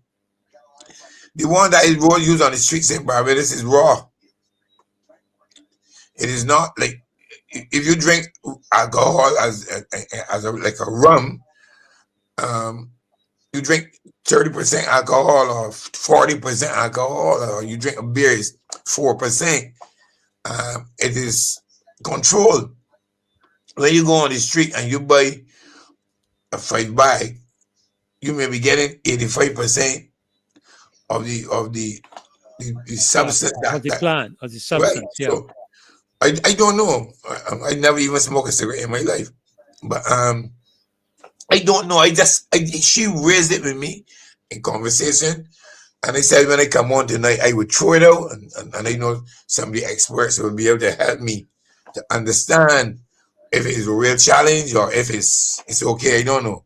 It's an area that I am not versed in. I wrote a paper in response to something Dr. Rogers said in the Senate. That's the extent to which I've been exposed to it. I live in a community where every morning, first thing some guys get up, they got 2 splits and they light up and they start from 6 o'clock in the morning. I don't know. Well, you know, Dr. Aline, I haven't done a lot of research on it myself, but I have spoken with people who have done some research on it. And my understanding is that, of course, it has some impact on the aspect of the brain in terms of destroying aspects of the brain. This is what I'm told by medicinal doctors and some doctors. I've traveled for the last 20 years between here, Cayman, and I know several doctors there very well, and they've indicated the impact it has on the brain.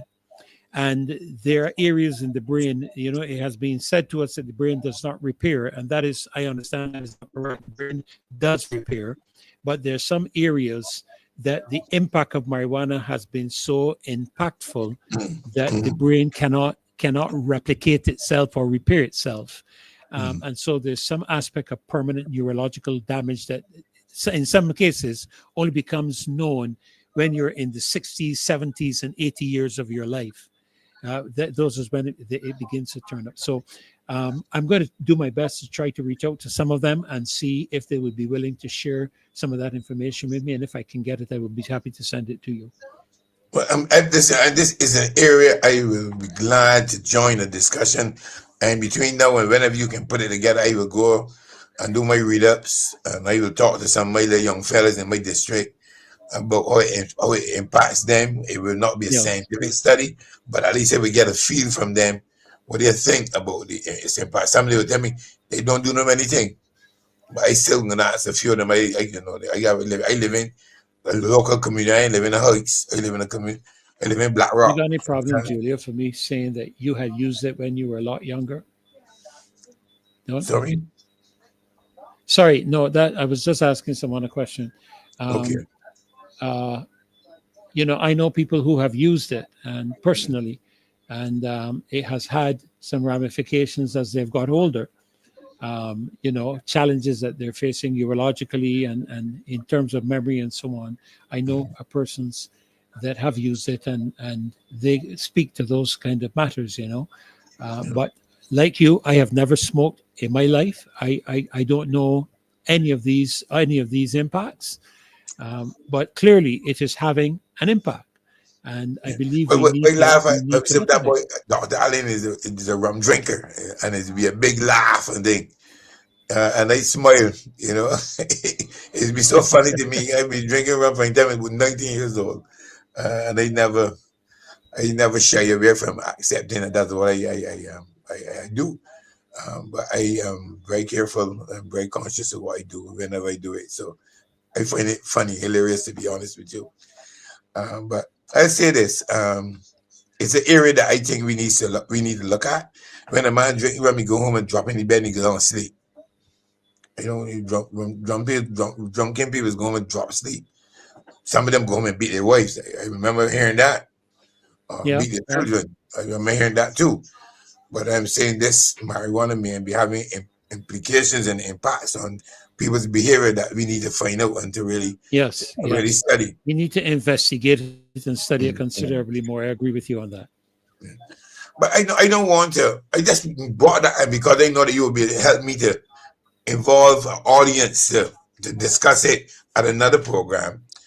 But I don't want to move away from the digital. I think I want to go back to the digital program. That's fine. We have a few more minutes before my next guest is scheduled to join us. So. No, and what I want to say is that Barbadians have always accepted changes in Barbados. We will grumble, we will fret, but once the government implements a program, very often, more often, I say almost every time, we fall in line. And I have no doubt that Barbadians will fall in line with any digitalization that is national. But we need to know what we're getting in. We need to know what the implications are, how it will affect our doing business. Will the government have access to all of my finances? Will the government know if I give $100 to DLP every month? Will they know how much money I give to the church as my tithe? Will they know if I got pay child money and how much child money I got pay? I just want to know, be clear in my mind if the government gonna know these things, and if I can surrender that information to me, Marley. I want to know. I really want to know. And if I understand what is going to happen, then I would need to know what I have to do. And is this leading to a cashless society, as some people argue? Tell us, come out straight and say, look, in 2028, this is what we want to have. And it will mean doing A, B, C, and D. And this is what we expect citizens to understand and to do. So we are all walking, even some of us reluctant, but we're walking towards a particular direction. And that's why I think that the government is confused, because we are beginning to believe it's some sinister move, because they're not coming straight and telling us what is going on.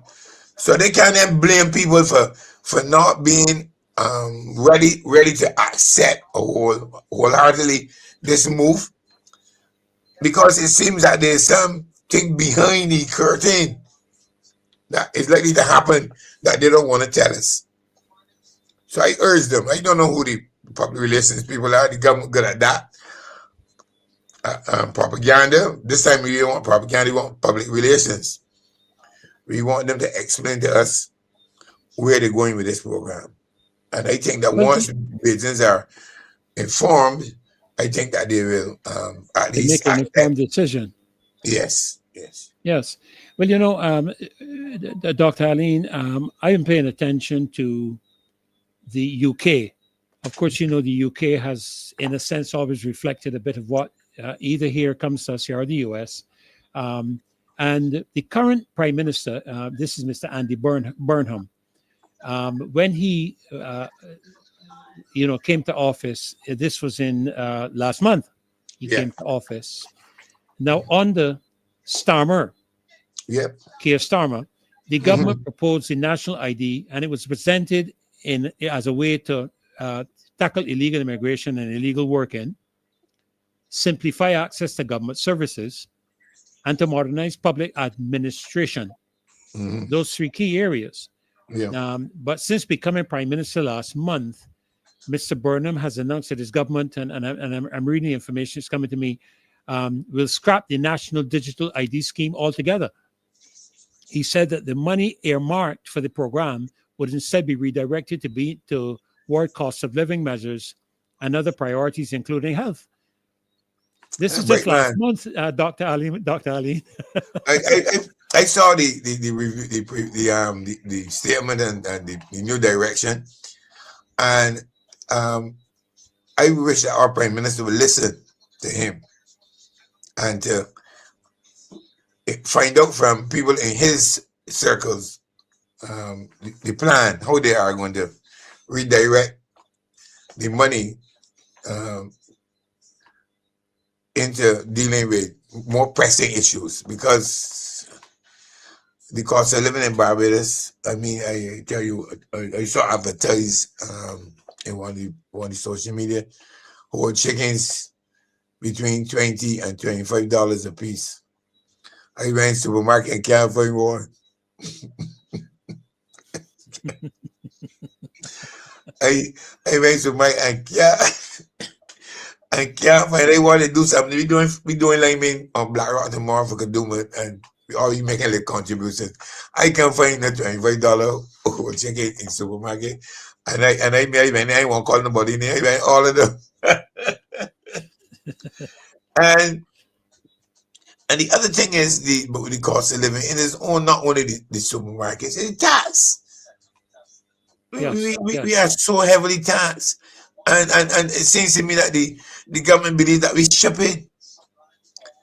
I got a little old car there, a Focus, and I wanted a part. And when I went there, the thing was like $95. It's a little piece of plastic thing. A little piece of plastic. And I feel if the government really, really wanted to help Barbadians, the quality of the roads in Barbados, there you go. People should be getting rebates on anything shocks, tires, rims.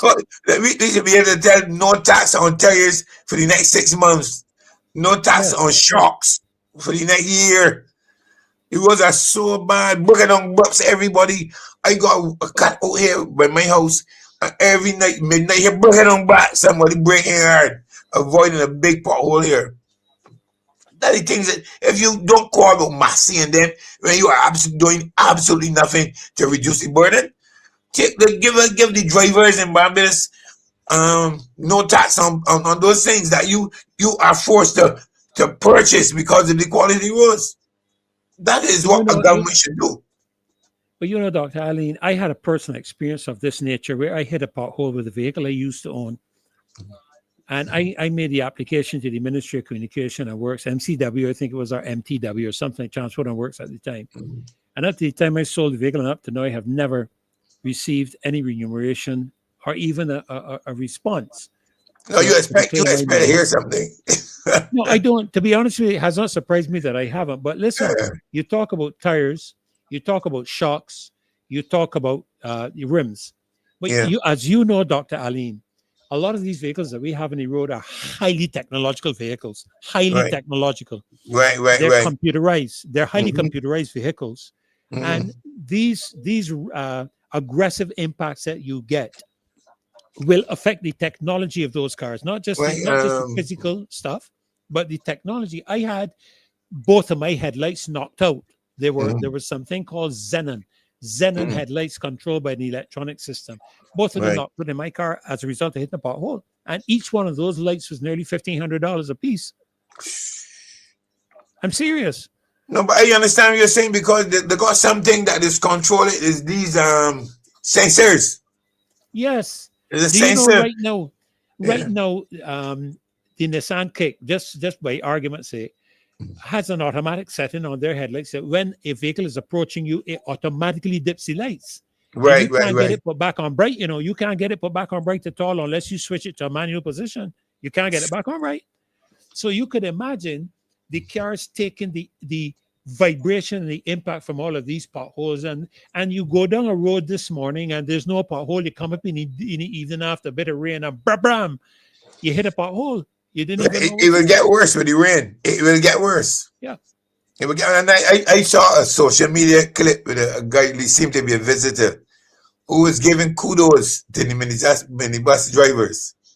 It was very funny. He said that we always complain about the minibus drivers zigzagging around the roads. But he don't recognize that having traveled the route so often, they know where every pothole is. So the zigzagging is to avoid. I found that amazingly funny. Oh dear me! But he's true. He's true. Yes, he said he took his hat off to the minibus for explaining to them where the potholes are. But I have had some near misses, and I'm sure you have. I've had some near misses because the pothole. My dad always used to tell me, if you're going to spawn a pothole or anything of that size, of that type, go inwards toward the side of the road. Right. Yeah. When I was learning to drive. But to be honest with you, Derek, when I go inwards, I find another one there. So I have to. My sister told me she was coming around the roundabout by Belmont and the hospital, and she ducked from one pothole and dropped in a crater. No wonder we're talking about drilling oil now. I mean, because that's the other thing we used to talk about, these oil wells that are drilling in Barbados County roads. So here we are in Barbados, struggling with the cost of living. I mean, the Prime Minister will come and say that she paid Barbadians, give Barbadians $300. It was last year or year before. Yes, it was last year. When we went to have the by-election in St. James North, yeah, I think it was last year. some little trial I given to Barbadians. Yeah. And last month or month before, she announced $100 per month. To the national insurance per month. Right, $100. But we have not had any discussion on wages in Barbados for a very long time. I'm a member of the National Union of Public Workers. I'm a member, still I'm a retired member of the committee of retirees. And I think that we need to have a discussion not only about wages, but terms and conditions of service. Because it's not only wages that create problems in Barbados, it's relationships between workers and relationships between workers and management. And this country that's rolling on. We just rolling this. But has the government recently introduced contractual agreements or contractual working even for public servants? Haven't they recently done that? Which is one of the reasons I believe people are so quiet, because if you say anything, of course, if you're on a contract, it means that contract can be terminated, or it can be you can be refused a renewal of that contract. It's different to how a public worker could go to work and know you have a secure job, no problem. That has changed. No, of course that's changed, and I mean it's been deliberate. So when we see all these labor infringements and infractions, with people living in inferior conditions, and there's no water, there's no bed, there's those things. This government is not in a position to quarrel about those things. They have been the leaders in the breaking the labor protocols and the conditions under which people sell their labor. This government has been very, very wicked in dishing out some terms and conditions. I don't know why the unions didn't approach ILO and ask them to condemn the behavior. Most of the senior posts are now on short-term contracts. Yeah. Now, Doc, I know I have another guest joining me in just a couple of minutes, but I said something earlier on the program. I know some people may not have agreed with me, and I want to throw it out to you for maybe you make a brief comment on it. But as you know, we've been pushing our relationship with Africa quite hard recently, and I made a comment that I hope that we are not returning to a more sophisticated or dignified form of slavery, such as what we used to have in the past, because now any and everybody can come in from Africa. Of course, coming here now, given the value of our dollar to the US and the value of the US dollar to African countries, anybody can come in here now and work. I'm hoping that it does not descend into a form, and I say this carefully, a form of diplomatic slavery, if I don't know if I can use that term, where you have cheap labor coming in now, officially, not illegally, officially, because anybody can come now. They don't even have to have a visa. They can now come. And of course, as you know, people who are employers are obviously going to look for the lower paid worker so that their profit margin is increased. And I don't know where the idea came from, but I sincerely hope that is not an underlying intent, because the Prime Minister spoke about the fact that we need workers. Our population needs to grow. We don't have enough labor here, and these kind of things I've been hearing this administration saying. I don't know what your thoughts would be. You know that when it comes to labor, I am always conscious of the Minister of Labor's lack of credibility. I say that, lack of it. No, the Prime Minister can get him to say or do anything. They come and say that I wrong. They come and say the Prime Minister can get him to say or do anything. Let him come and say that as if he's man. that don't mind Dr. Allen. I'm my own man. Let him come and say that. I challenge him to come and say, don't mind Dr. Derek Allen. I am my own man. Let him come and say that. Now, 3 weeks ago, the nation featured some workers in some abhorrent conditions, working in abhorrent conditions. Yes. And he said that he's going to improve the visits, the monitoring and the inspection of properties. I wrote a paper and I said, no, the Labor Department the Labor officers in Barbados have a responsibility to visit and inspect premises wherever imported labor is going. You shouldn't be going to find out now. When a person makes an application to have a work permit for a group of workers, an inspection must be done to ensure that the condition of which these people are going to sell the labor are good. So I dismiss him. But so they go to Colombia and then they go to Africa and other parts of South America where a US dollar is not 2 to 1 or 4 to 1 or 5 to 1, but sometimes 100 to 1. Well, I can tell you right now, Dr. Aline, in Colombia, how much was the US dollar? I think the US dollar was something like 3,000 pesos. I think the US dollar was like about 3,700 pesos, Yes, Dr. Aline. Yes. So when so what some of these employers do, let us tell me that I'm not wrong, is that they don't pay them in Belgian money? No, they pay them in US. In US. 100 US dollars a month and all kind of crazy things. Anyhow.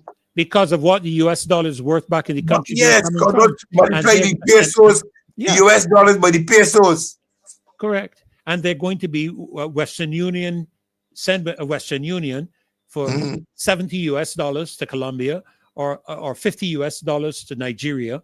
And that's worth 200,000, whatever the Nigerian currency is, and this is one of the things that I don't want to say fear. It is a concern. It is a question I have. And I trust you understand what I'm trying to say, because we then can be using our so-called invitation to African countries as a source of cheap labor. Yes. When compared, you don't have to be afraid to say. Have to pay, when compared to what we have to pay a local equivalent individual, at a gas station pump or at a supermarket checkout counter or whatever. So it undermines the local labor market, and then they keep repeating because the young people that we have here are not going to go work for the $70 or $80 a day because it can't pay the light bill, it can't pay the water bill. Those people are living in camps, in makeshift. So all they want is the US money to send back to repatriate. That's right. But Barbadians who got the rent to pay or the light bill to pay or send school children, and then people are here don't have any children to send school here. They don't have any children to feed, and they go and buy a big bag of rice, big bag of macaroni, some salt fish, just like Barbadian slave days, and cook a big hot pot and a big ladle and slap it on the plate and give them. I say so. Well, Dr. Aline, I wish we had more time. I see my other guest is in the room, and I'm going to have to switch over in terms of our schedule. But I want to thank you so very much for joining on the show tonight. Like I said, it was the first time, I believe, that we've shared the show together. And I'm really appreciative of every single one of your comments. I can't say there's a single thing you've said that I could disagree with. And I thank you. I want to thank you and tell Marcia to put up my jacket safe for me. Okay, I will be sure to do that. All right, thanks very much. God bless you. God bless you. God bless you so much. All right, buddy. Bye. Bye-bye. Over now. Oh, dear me. Oh, bless him. I tell you, what a wonderful gentleman. I tell you, boy. I tell you, my mom used to tell me there's a lot of wisdom in age, and I respect it tremendously. Well, listen, I have my other guests in the back room, and I'm going to bring him in right away. As I mentioned, there were 4 persons scheduled to join us tonight, and I told you we're going to have a hot night. I haven't seen Mr. Phillips tonight, but Mr. Alien has been on, and I have joining me now tonight, very unusually so, I believe, Mr. Apostle on a Sunday Yes, night. sir. Normally, Yes, normally sir. we're together on the Friday nights. Yes, but, sir. Yes, but I'm sir. so Yes, sir. grateful, so grateful that you could join me tonight. I have no doubt you've been following the show to some degree. And Yes, sir. I know you have a lot that you would like to share. I expect to have Maxine joining us as well. So I'm going to get Okay. out of the way because she'll be joining us in about 15 minutes' time. So let me get out of the way so that you can have the liberty to share what you would have liked to have shared tonight. Maybe after she's come on, we can enter into some discussions as it relates to what has transpired so far. So God bless you. It's a pleasure Yes, sir. to Listen, have you with me it's, tonight. it's great to be with you, Rev. It's always a pleasure to be here with you, man. This year has been an amazing year here on the Marcia Weekes Show, and so many things that has opened up. I traversed around the island, and people are saying, keep up the good work, keep up the good work. There's so much that we're learning from the show, Oh yes. and Oh yeah. and if it wasn't for the show, we would not have known about so many different things that are happening.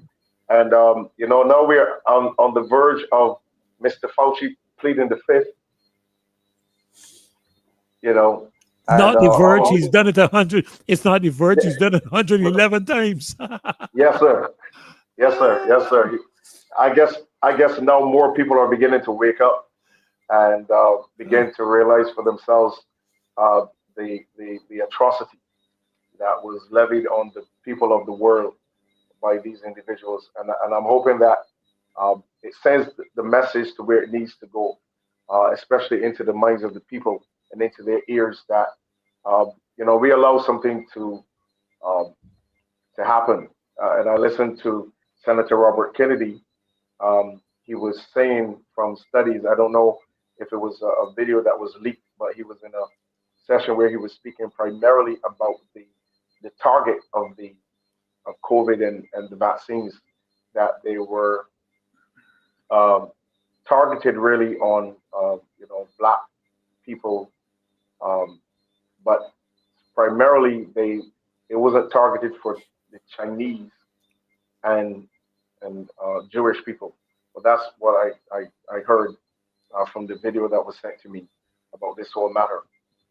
But now we're seeing, Rev, we're seeing also the other element is we're seeing where the church made a big error, because how did we get to participate in something when we could have and should have been listening to the voice of the Lord about the whole matter.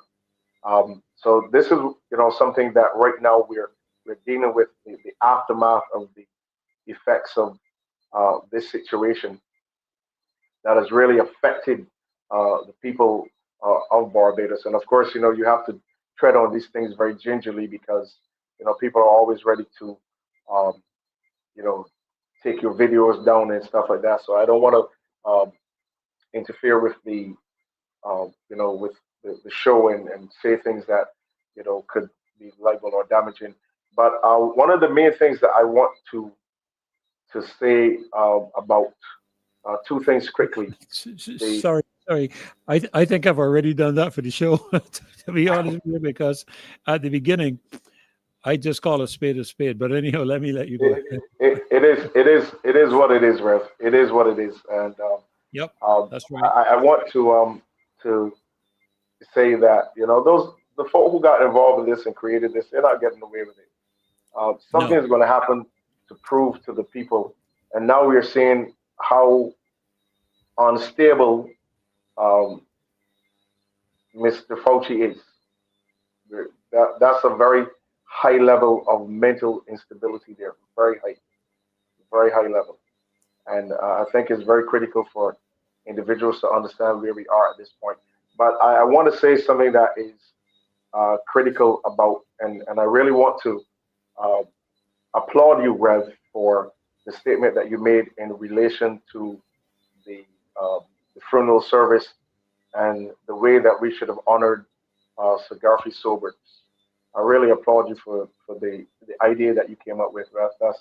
That's pretty much genius. I really applaud that, and I'm really saying that they should have found a better way to really um, honor him here um, in Barbados, instead of him buried in some obscure location at Coral Ridge. Sorry to cross you, Apostle, but you know, as a result of the show, and I think you were on that show with me, when I foisted the idea of him being buried at Kensington. Yes, sir. At that time, Apostle, at that time, nobody knew that Mr. Peter Griffith, who controls the Coral Ridge cemetery area, actually had a exclusive area, iconic area reserved at Coral Ridge for high-standing cricketers and persons of that nature. I understand Seymour Nurse is buried in that area. In other words, there is it's a very iconic, very exclusive area. I can only go based on what he shared in his video, but up until the time that we had that show, nobody knew that. And so we were totally unaware that, you know, there was a special place, so to speak, if you could call it that, for the interment of people like Sagari. Yeah, well, the element of this is that we also have to understand that Sagari is a national hero, and that stands out for me. And of course, there's already his statue that is there, and I think in adding to what you said, it should be special for individuals from all over the world who come to Barbados and visit Kensington Oval to have the opportunity to go to the spot where he is interred there, to say, here lies Sagari Sobers, and, you know, have the plaque that states his exploits in the area of cricket, and to have, you know, persons, even though I understand what they have there, Coral Ridge, I understand that, but you're talking about a national hero. You're talking about someone who has made a name for themselves in the area of cricket, and kind of put Barbados and the West Indies on the map with his exploits. So that's why I said I laud the idea that you have, and it's not a big area that we're asking for. There's already a statue there where he could have been interned directly under the statue. Just move it apart and have that area there, and have him interred there. Put a nice fence around it, and have it in a state where people can actually come and take a picture, you know, and say, this is. So I really laud that, and I think that we have to come with better ideas when it comes to honoring our people on a very high level. So I'm thinking to just put him there just because it's a special area for, you know, great cricketers. Yeah, but he's not just a great cricketer; he's a national hero, and that's why I said I fully understand. Yeah, I really laud that. And that's something that is very critical. Now, the other element that I saw at the funeral, a lot of people spoke about the state there with the former Prime Minister, Mr. Stewart. But I saw something happen at the funeral service as I was watching it. I saw when the Prime Minister came in. I know some folks are going to pick at these things, but I just want to say that we understand our protocol. I have a friend of mine that is very heavy in the area of protocol when it comes to these matters. But I saw where, as I said on the show before, the position of national hero carries more weight than the current president, and it carries more weight than the prime minister of the country. Okay, and I saw when the prime minister walked in and they announced the arrival of the prime minister, and at the same time they announced the arrival of national hero Robin Fenty. And so at that point, the audience, you know, somewhat applauded. So we don't know who they were applauding for. Were they applauding for the prime minister?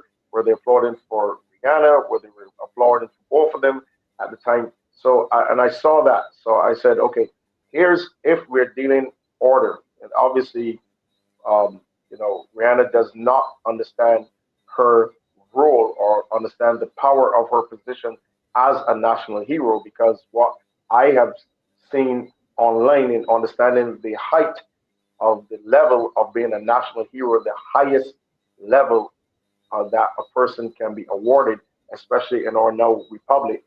And then you have the state where the prime minister should have been announced and go in and have her seat. But then you have Rihanna trailing behind her. And I said, this does not look right to me at all. This actually does not look right, because we're dealing with the funeral of a national hero. And then our now only surviving national hero has not particularly taken her place in that whole scenario. So I saw where there is a serious breach of protocol. And this is something that has to be, in my opinion, corrected when we have these types of state funerals and these type of events. We have to give honor to whom honor is due. It's very, very important. But I saw something there I'm not going to mention on the show. I saw it for myself. But I think when it comes to these levels, I think we need an independent body in Barbados. I don't think these events should just be given to random persons within the government to do the planning. I think we need to have a body that is set in Barbados that handles the logistics and handles, all of the invitations, all of the setup, who's going to do what, where it's going to be, what time it's going to be, all of these different things that need to be set in place so that, honor is given properly and according to protocol. And basically, Sagari has had the most, in my opinion, the most lavish state funeral that we've ever seen in Barbados. I don't know if you're of that opinion, but I haven't seen anything trumpeting. No, I observed tremendous respect in terms of how the service was conducted. The whole contribution of everybody. Of course, he as a national hero, he stands shoulders above so many. Exactly. Even some of the national heroes that are named. I know a number of them have passed away. But I think in terms of living in our time, I can't think of anybody in my lifetime that had the international. You see, this is where I think people miss the point. It was not a case like Sir Frank Walcott, who's a national individual, or even some of the other. I can't remember all of them right now. There were national figures. Sir Gary carried an international level. International. Is enviable by everybody, including our government officials. Yes, sir. The respect that he garnished, even from country leaders, it was incredible. And to have been knighted by the Queen. By the Queen, exactly. By the Queen. I mean, exactly. I felt that there was a degree of quality applied to the service that I myself have not witnessed for ages. Yeah, I'm telling you, I've not seen that level. I mean, recently, there was a passing a few years now of Professor Oinatha, and man, what I saw there, even for former Prime Minister David Thompson, nothing like that. That's probably the most lavish state funeral that we've seen in Barbados in a long time. But I'm saying in terms, and I'm sticking to the idea that you presented, Rev. I think there's a place where you have to go all out. And when I compare the fact that, yes, we have a certain area up here, when we talk about going all out, my honest opinion is that they did not go all out. Yeah. Well, I'm looking at a comment here by Judith Ann Clark. She says it wasn't Peter Griffiths doing it. It seemed to have been the request from the cricket legends, and somebody else indicated that it was the let me just see if I can locate that comment. It has something to do with the Barbados Cricket Association. So it wasn't really a Coral Ridge initiative. It was. Oh, really? Yeah, it wasn't.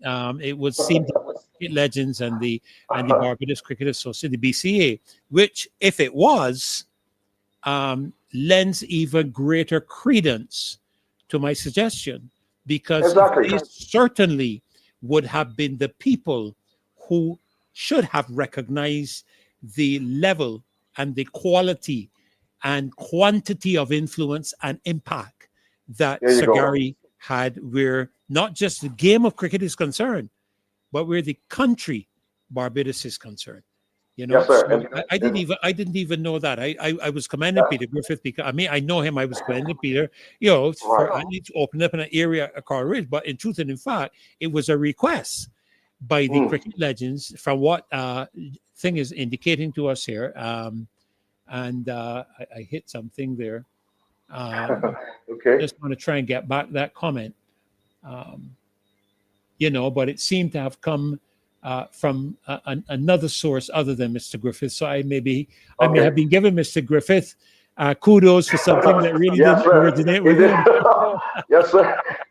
And that's that's what I'm saying, because for me, even if you were on shore, if you had a statutory body that dealt with things on this level, this is something that could have been put to the public.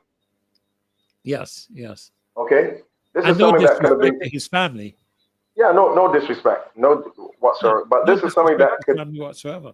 Yeah, we could have put this to the public and asked about where you prefer, your ideas on where we should, inter his remains. I mean, you've already done 2 days of lying in state at the Parliament, for God's sake. So that's what I'm saying. I don't think that they went all out. Okay, in terms of, really honoring him. I don't think they went all out. I think, from what we're hearing right now, if it was not Mr. Griffith, I mean, come on. I think this is something that should have been, even if you had an issue with it, put it to the public and ask the public, in your opinion, in terms of specifically in terms of his committal, where, okay? Yeah. And they could have commented on it and suggested on it, and the thing about it is that, with all respect to Mr. Griffith, Coral Ridge is a relatively new venue in terms of internments. It's not like, you have a family plot at St. George's Parish Church, or, Christ Church Parish Church, or St. James Church, or something like that. We're family. Yeah. Right. If it was the case, I don't know. To be honest with you, I don't know. But if he's saying that there was a special area designated, it would suggest to me that there's no such plot designated where the Sobers family is concerned at Coral Ridge, apart from that particular area that they were indicating. Nevertheless, Apostle, I see that I can't get her out of my head as Senator Maxine McLean. I just simply cannot get it out of my head. Every time I line up myself to welcome her to the show, that's the first thing that goes through my head. And I know, in the United States, there's the aspect where persons retain their title after they have left office. The president retains the title of president. I think even members of Congress and Senate, likewise. I stand to be corrected because I'm not an expert by any stretch of the imagination. But whenever I am on the show with her, I don't know if it comes from a history of my mother teaching me the respect of persons in such a manner that you never lose that aspect. I'm just waiting for her to come back to her chair. And she's doing what I would love to do. As soon as she comes on, I'm going to do that too. so let me bring her in. Let me bring in Apostle. Good evening, Senator McLean. Good evening, gentlemen. Good evening. How are you? Dr. Ferdinand, Apostle. I am fine, thanks. I am fine, thanks. I am sorry. Snatching a sip of water, so I will let you get yours. I am sorry. I don't mean to create any discomfort if it does or whatever. But you get so used to the respect, and my mother has so ingrained it in me that I've never lost it. And so I trust you will accommodate my reference to you in that manner. But I still see you to this day in that manner, as I see many of the former members of parliament, former senators, and former prime ministers. So let me welcome you, Senator. Well, thank you very much. And it's a tradition in other countries. Some people argue for it, but at the end of the day, I am Maxine McLean. Maxine McLean. And I am happy to be here with both of you gentlemen. I've been following. I listened to my good friend, Dr. Aline, and I realized we're a bunch of old people. Because he said he's 73. Know, no, I say that not with any disrespect. And I must say that I think I see wisdom coming as I engage people. But I'm happy to be with you, and perhaps what I will get a chance to do is to comment on much of what I heard. If that is okay. And I would want to start as I listen to you, Apostle. Something you triggered something in my mind, and I asked myself: have people identified the role and play? More the place of a national hero. Of a national hero. I watched I was going to the funeral. I had a number of issues, family and friends in hospital, and so I was extremely tired. And I woke up with a bad pain in my leg, and I said, "No, you need to stay home. That's going to be a long service." And so I was able to watch everything because I didn't, it's not a place you can get if you're uncomfortable and leave and that kind of thing.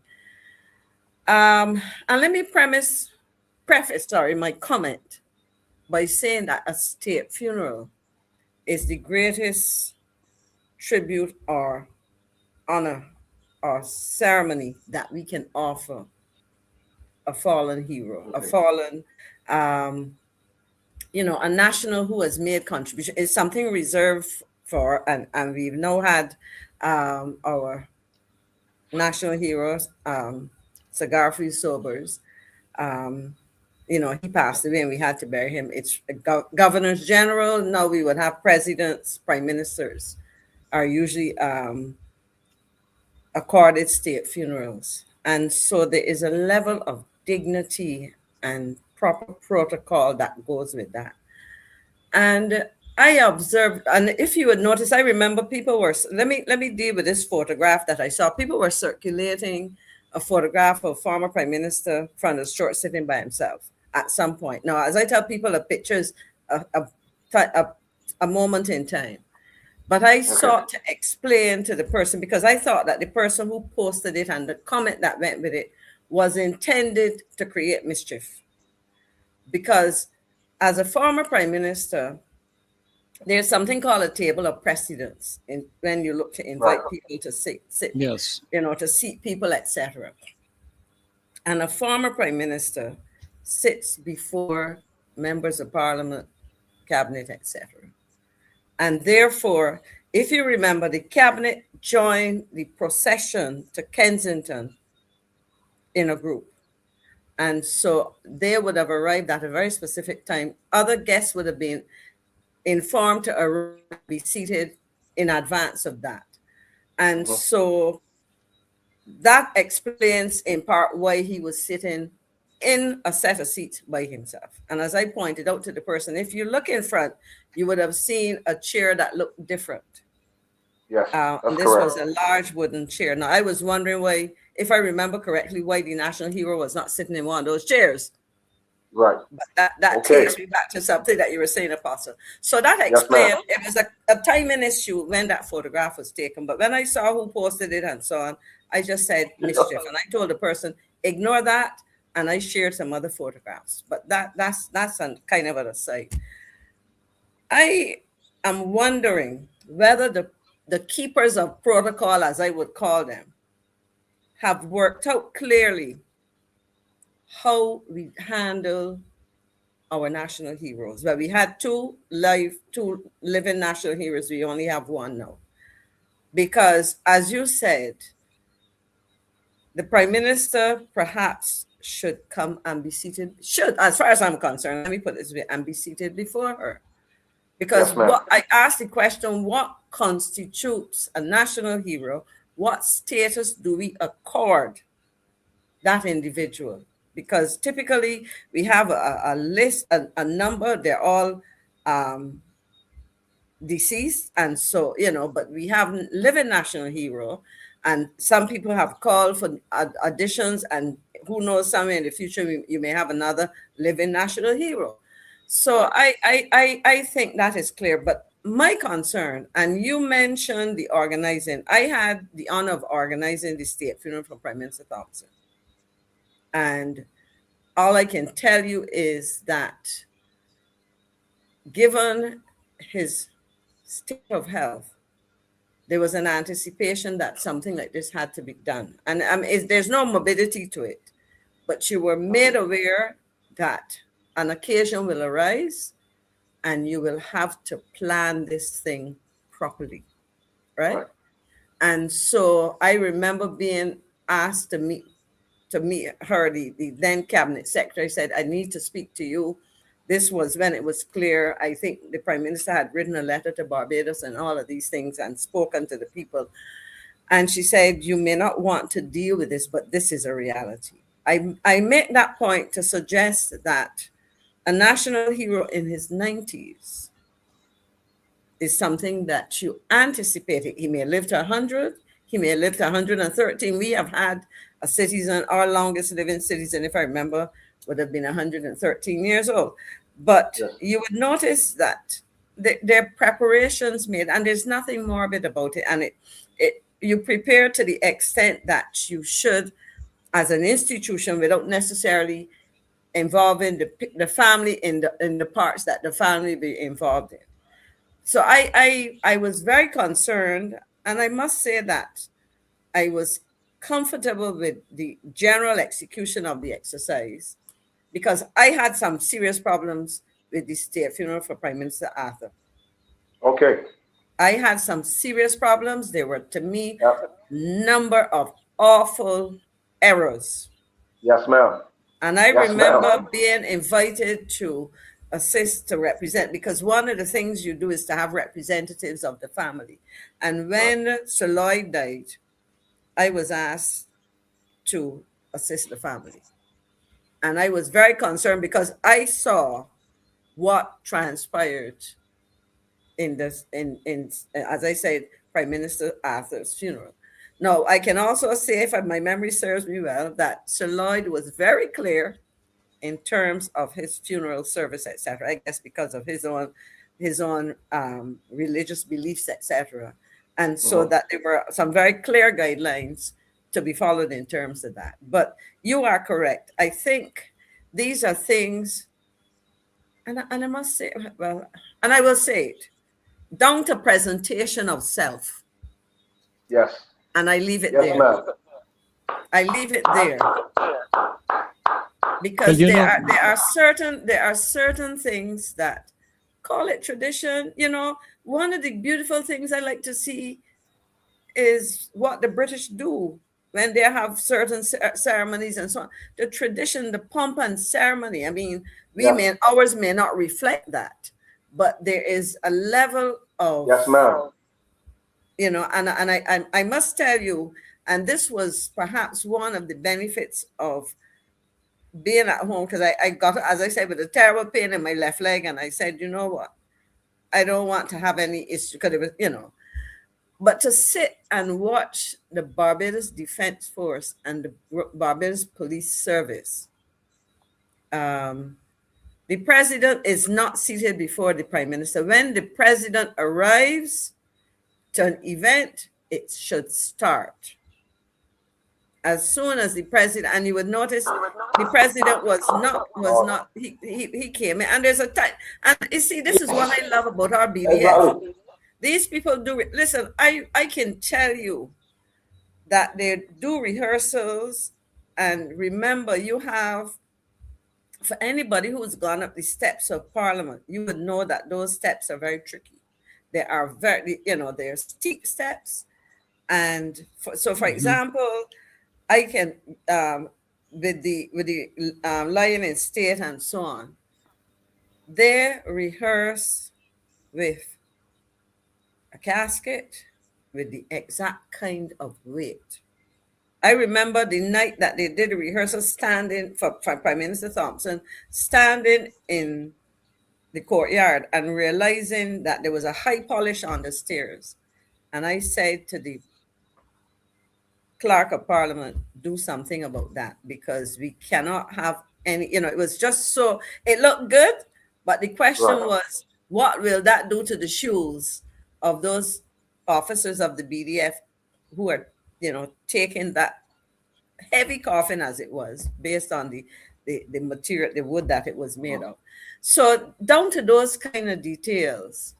And that's why they rehearse. And if you look, there's a level of precision. Very much so. That when you step in, as I remember telling a civilian NGO organization that had a tea party at the BDF, I said, when you step in to the BDF, you are stepping into another world. Different world. And the standards. And so this is my concern, that those people who are organizing these things need to understand. And as you were suggesting, Pastor Ferdinand, that in the case of Sagarfi, he's an international figure, and the world's eyes were on us. And I can tell you that for a head of state or a prime minister, you also have international guests. An international level, absolutely. You have international guests. Yes. For Sagari now, who was a worldwide phenomenon, the greatest cricketer. He lived and died being called the greatest cricketer. I don't know that we've seen anybody who has taken up. They might have achieved some of his records, but they have not necessarily taken over his. So that's one of the things that I really want to say, that Barbados has set a standard, and I was going to call the name of the island, but I would not do that. Soon after Prime Minister Thompson's funeral, I represented the country at a state funeral in the region. And without patting myself on the back or shoulder too hard, I said, Barbados understands what has to be done. Because one of the military officers came to me and said to me, I want to thank Barbados for assisting us. And I couldn't tell him this, but I was going to say, don't say that too loud here, because it did not reflect the same, the kind of things that happened. I said to myself, we would have done it a bit differently. To put it another way, that would not have happened. And I think you're raised, and this is one of the things that for me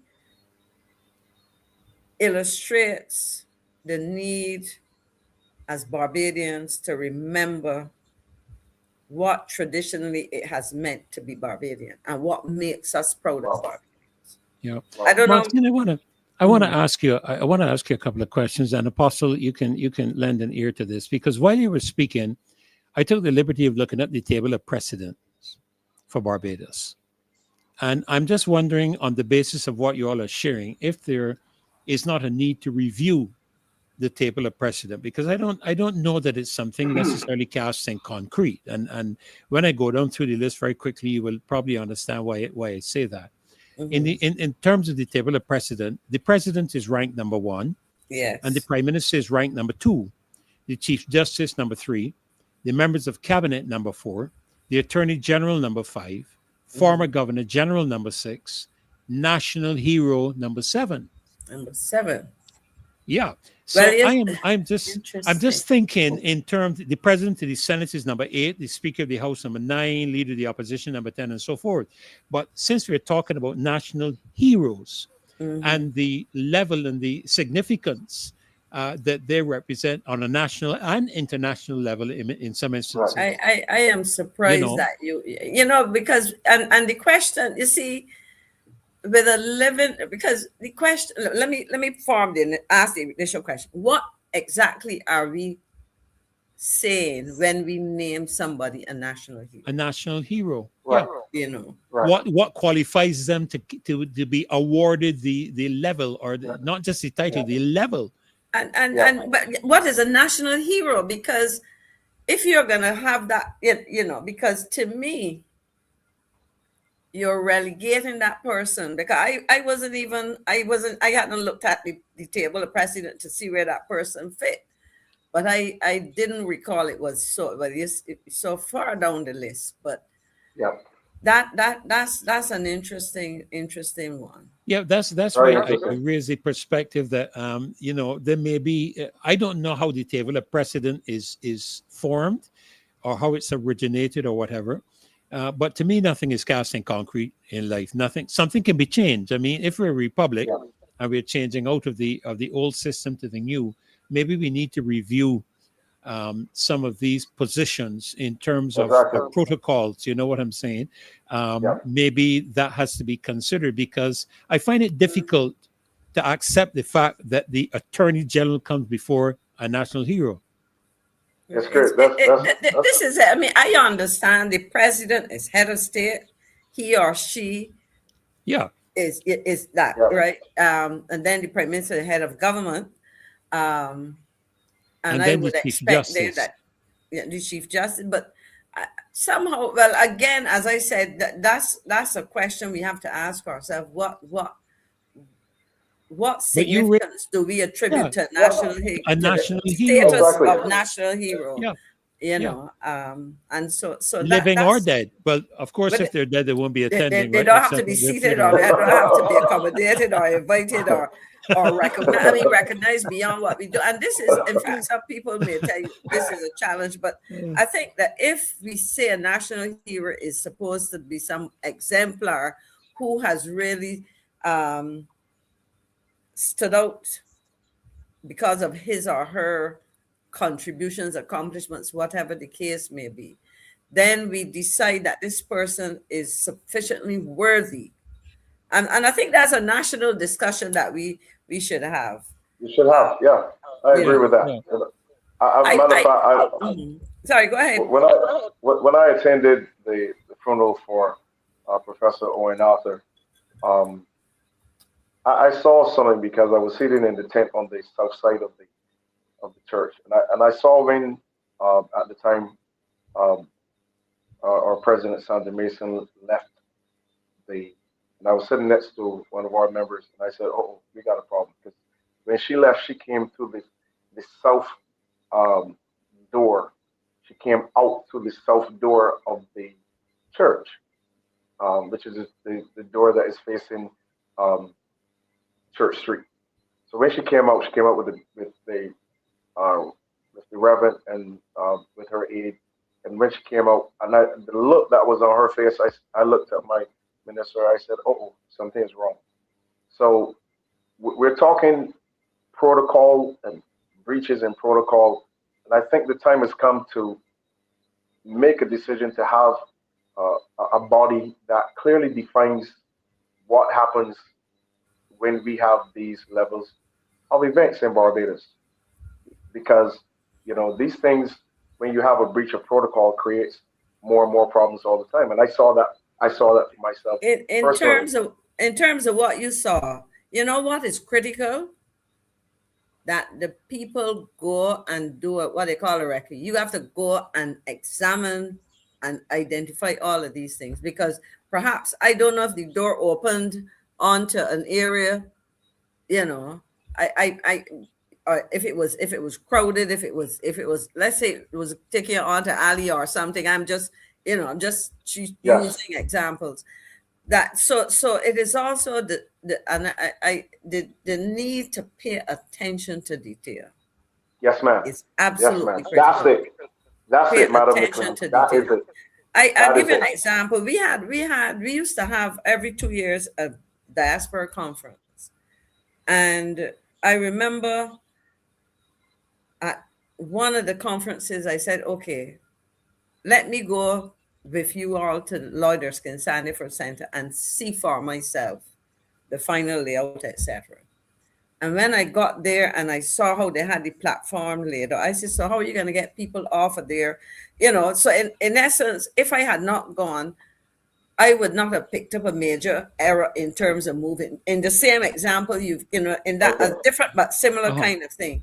So it is about detail and being able to either trust, as you say, the people who have done it, because, and this is where, for example, the president's aide-de-camp and secretary and whoever else, and the persons facilitating and the priest, etc.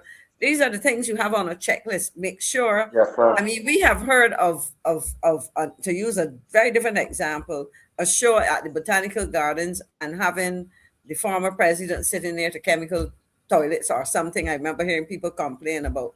So those are the details that you work down through, you know, because Yes, if you have in sight, I mean, somebody might say, well, I didn't think about it. Well, you better think about it, because Yes, you ma'am. know, you go and you visualize, you discuss, whatever. So I think that is it, you know. So Very I good agree point. with you.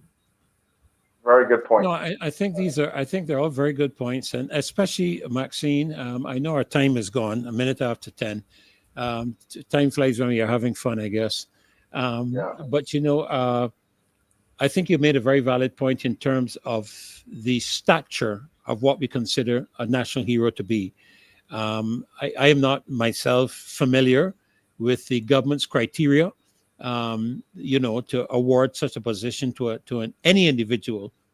But I tend to believe that there would be persons who have had a significant, and I use the word significant, impact, not only on a national level, but on an international level, at a level where Barbados itself receives the respect and there's a level of integrity that is brought to the country as a result of the integrity of that individual, because you know, that person represents. This is why one of the reasons on Friday nights particularly, I did it again tonight, I rehearse and repeat continuously our national pledge.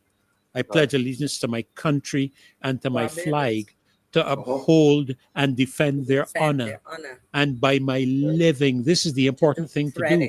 And by my living, to then bring credit to my nation wherever I go.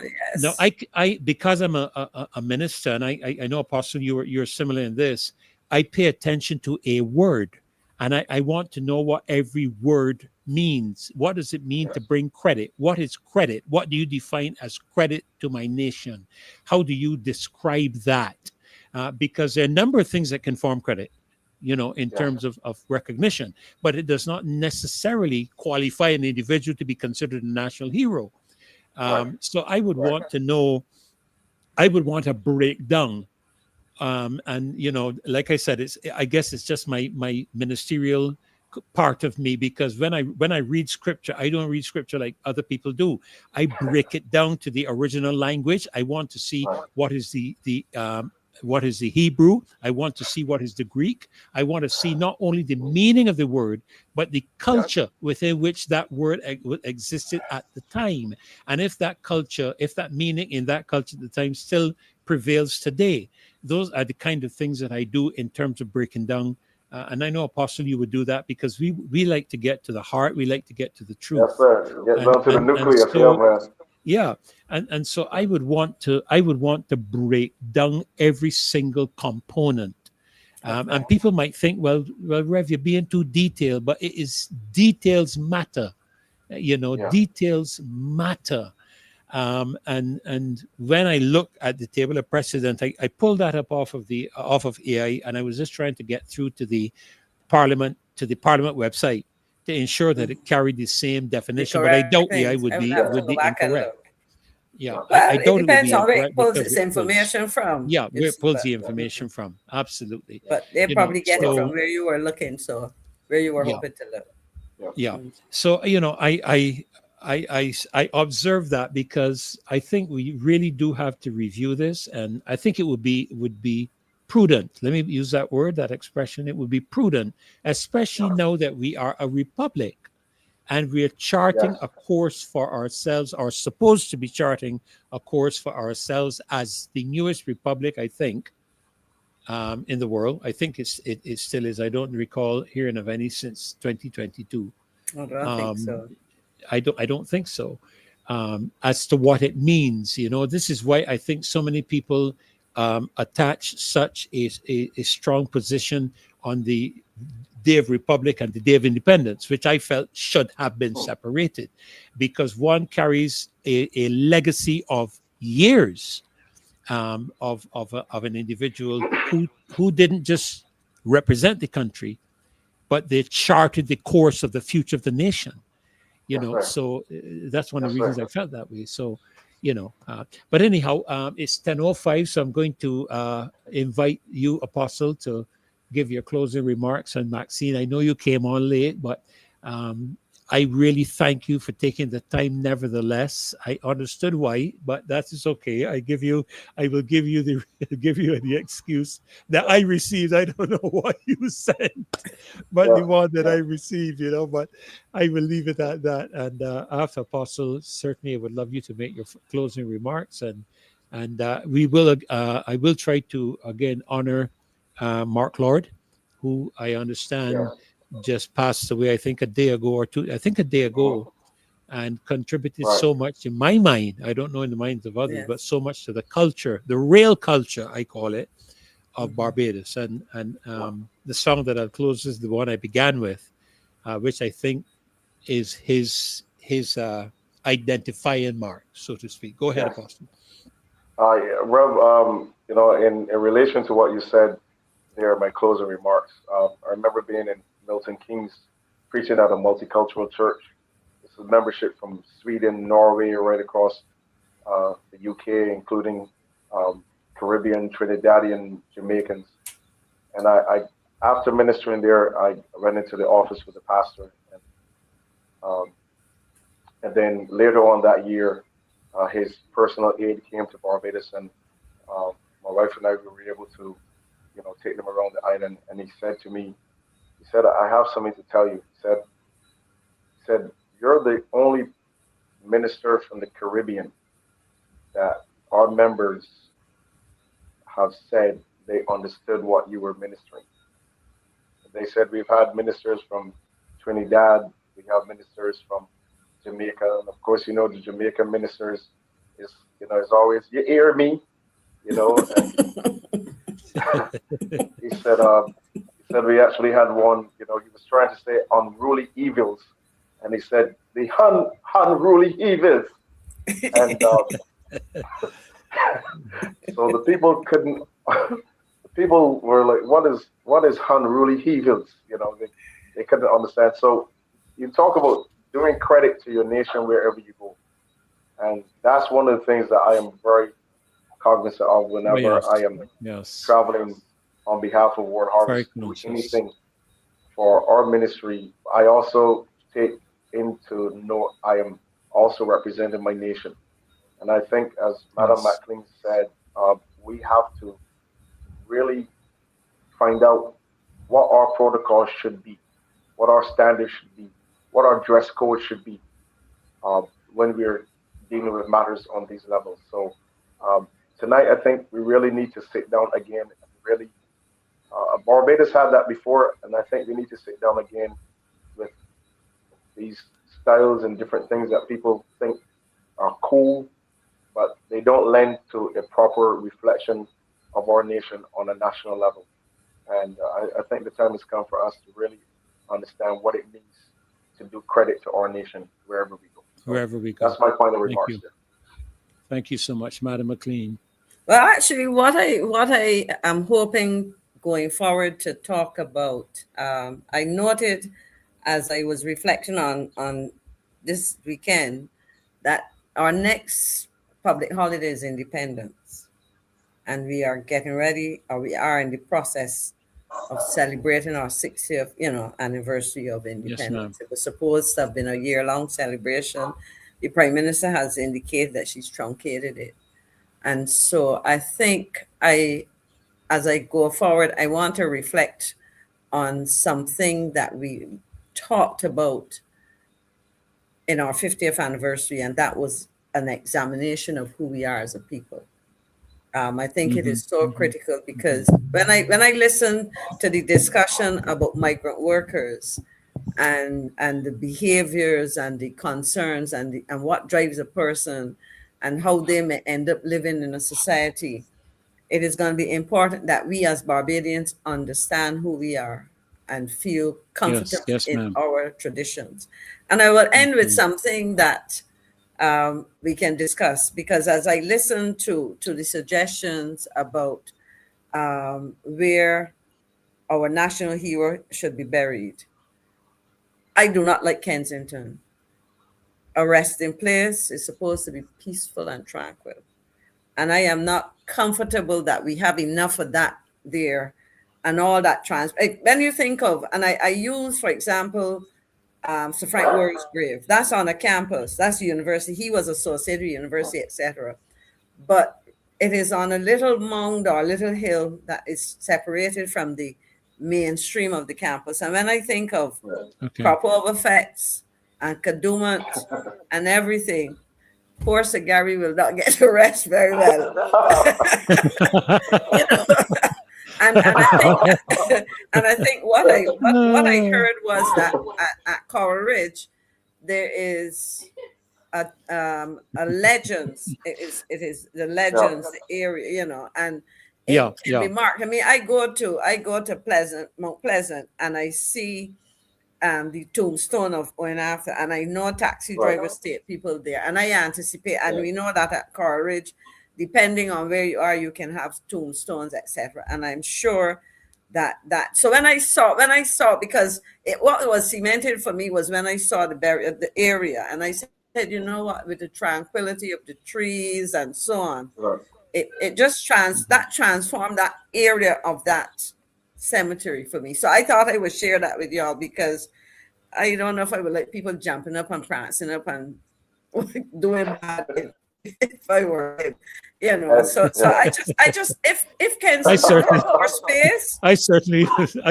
get if it it had more space that you can have an area, because even where the statue is, you have ZR vans rushing by and braking and gasoline across the road, and so I just felt that it didn't offer enough tranquility. So that I just thought I would share my thoughts as I listen, because I understand the value and so on. But then I said, if there were more space in Kensington where you could have that, where a person can go and retreat and, you know, say a prayer or whatever the case may be, reflect on their memories of Sir Garfield, you know, as you would with a loved one, etc. So I just thought that I'd share that for what it was worth. Point taken, man. No, well, absolutely, yeah, it's well taken. And again, you know, it's an aspect of tradition, I would have to say, Maxine, that you're expressing, because I know Derek indicated that he doesn't like graves. You know, he doesn't like graveyards, and so on. But you know, I particularly at Coral Ridge, I have not been to the one in St. Peter. But particularly at Coral Ridge, you know, when I think of when I originally spoke with Peter with regards to Coral Ridge, you know, he wanted it to be a place of reflection. He wanted it to be a place of solitude to some degree, you know, where people, I think there's a jogging course there, you can jog there or something like that. He wanted it to be a place where people can go and not carry the same morbidity, so to speak, of some of the other cemeteries.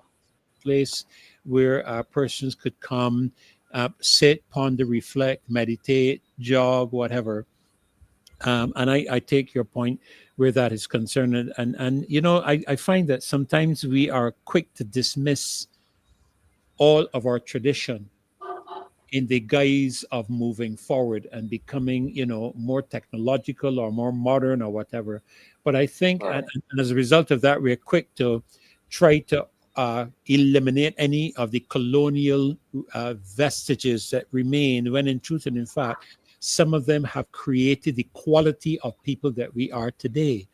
You know, I think of the fact that even our language, you know, I listen to young people talk today, and boy, my mother would roll in her grave if she listened to young people talking today, you know.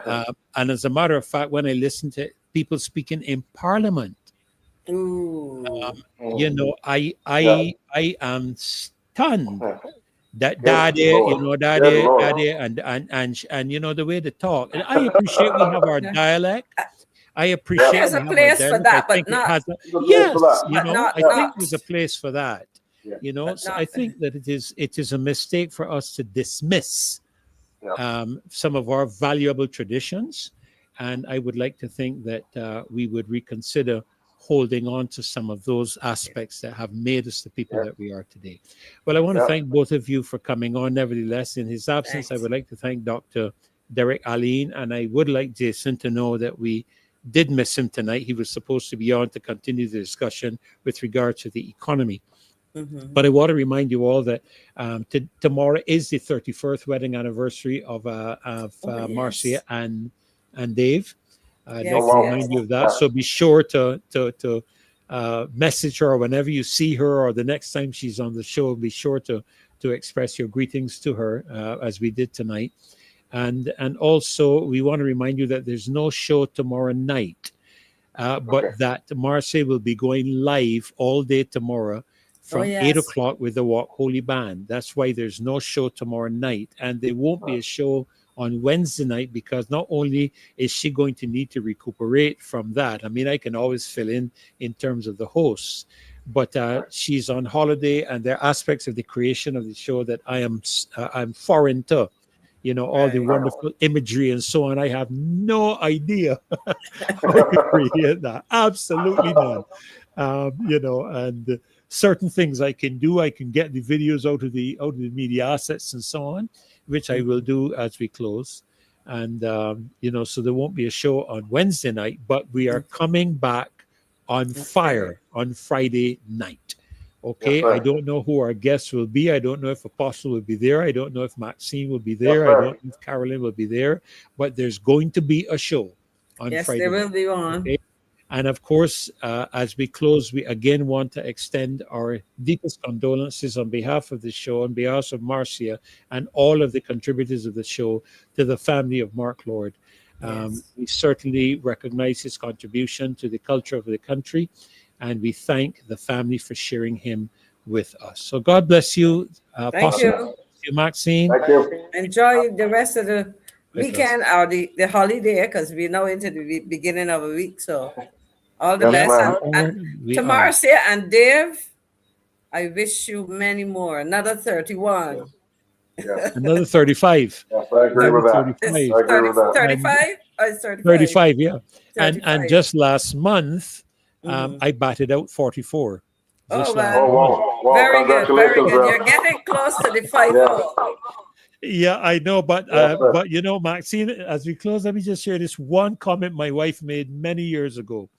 And she said to me, I just want you to know that after 25 years, a woman ages 1 year for every 5.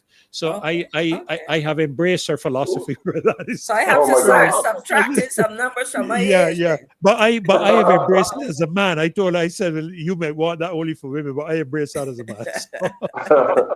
Well, God bless you guys. Have a great remainder of the holiday. And we'll see you guys. God bless. Okay. Blessings on you. Have a good night. Well, praise God. What a wonderful show we've had tonight. And I want to thank all of you for being on with us. Thank you for having to survive my early contribution, but that's the heart and passion that I carry. And I really appreciate all of you taking the time to not only be here, but to share and to like, and continue to do that, please. And again, we wish Marcia and Dave a tremendous anniversary. Trust that tomorrow will be a very successful day for the WALKHOLY Band, and we look forward to being back again with you on Friday night. God bless you, and have a great remainder of the weekend and a great day tomorrow. I'm going to take us out with Mr. Mark Lord. God bless. Have a great weekend that's left.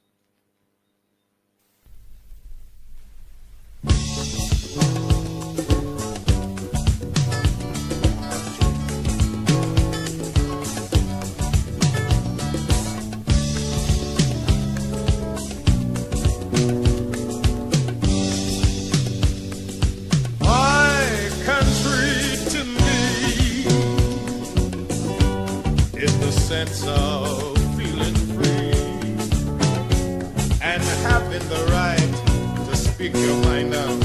That is my country to me. It is the air I breathe. I'm so proud to be born here, and the love and beauty that surround us, we share it day by day.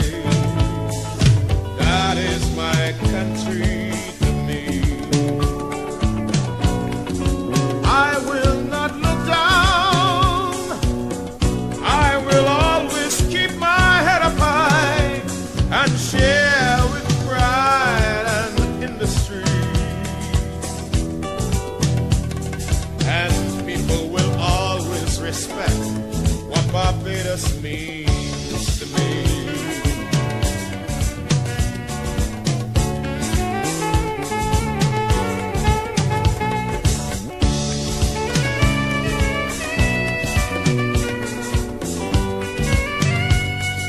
My country to me is the children's laughter and genuinely loving each other. That is my country to me. It is the air I breathe, and I'm proud to be born here, and the love and beauty that surround us, we share it day by day. That is my country to me. I will not look down. I will always keep my head up high and share with pride and industry. And people will always respect what Barbados means to me.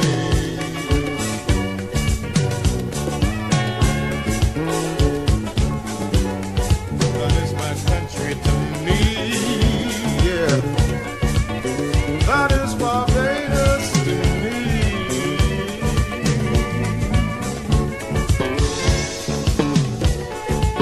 My country.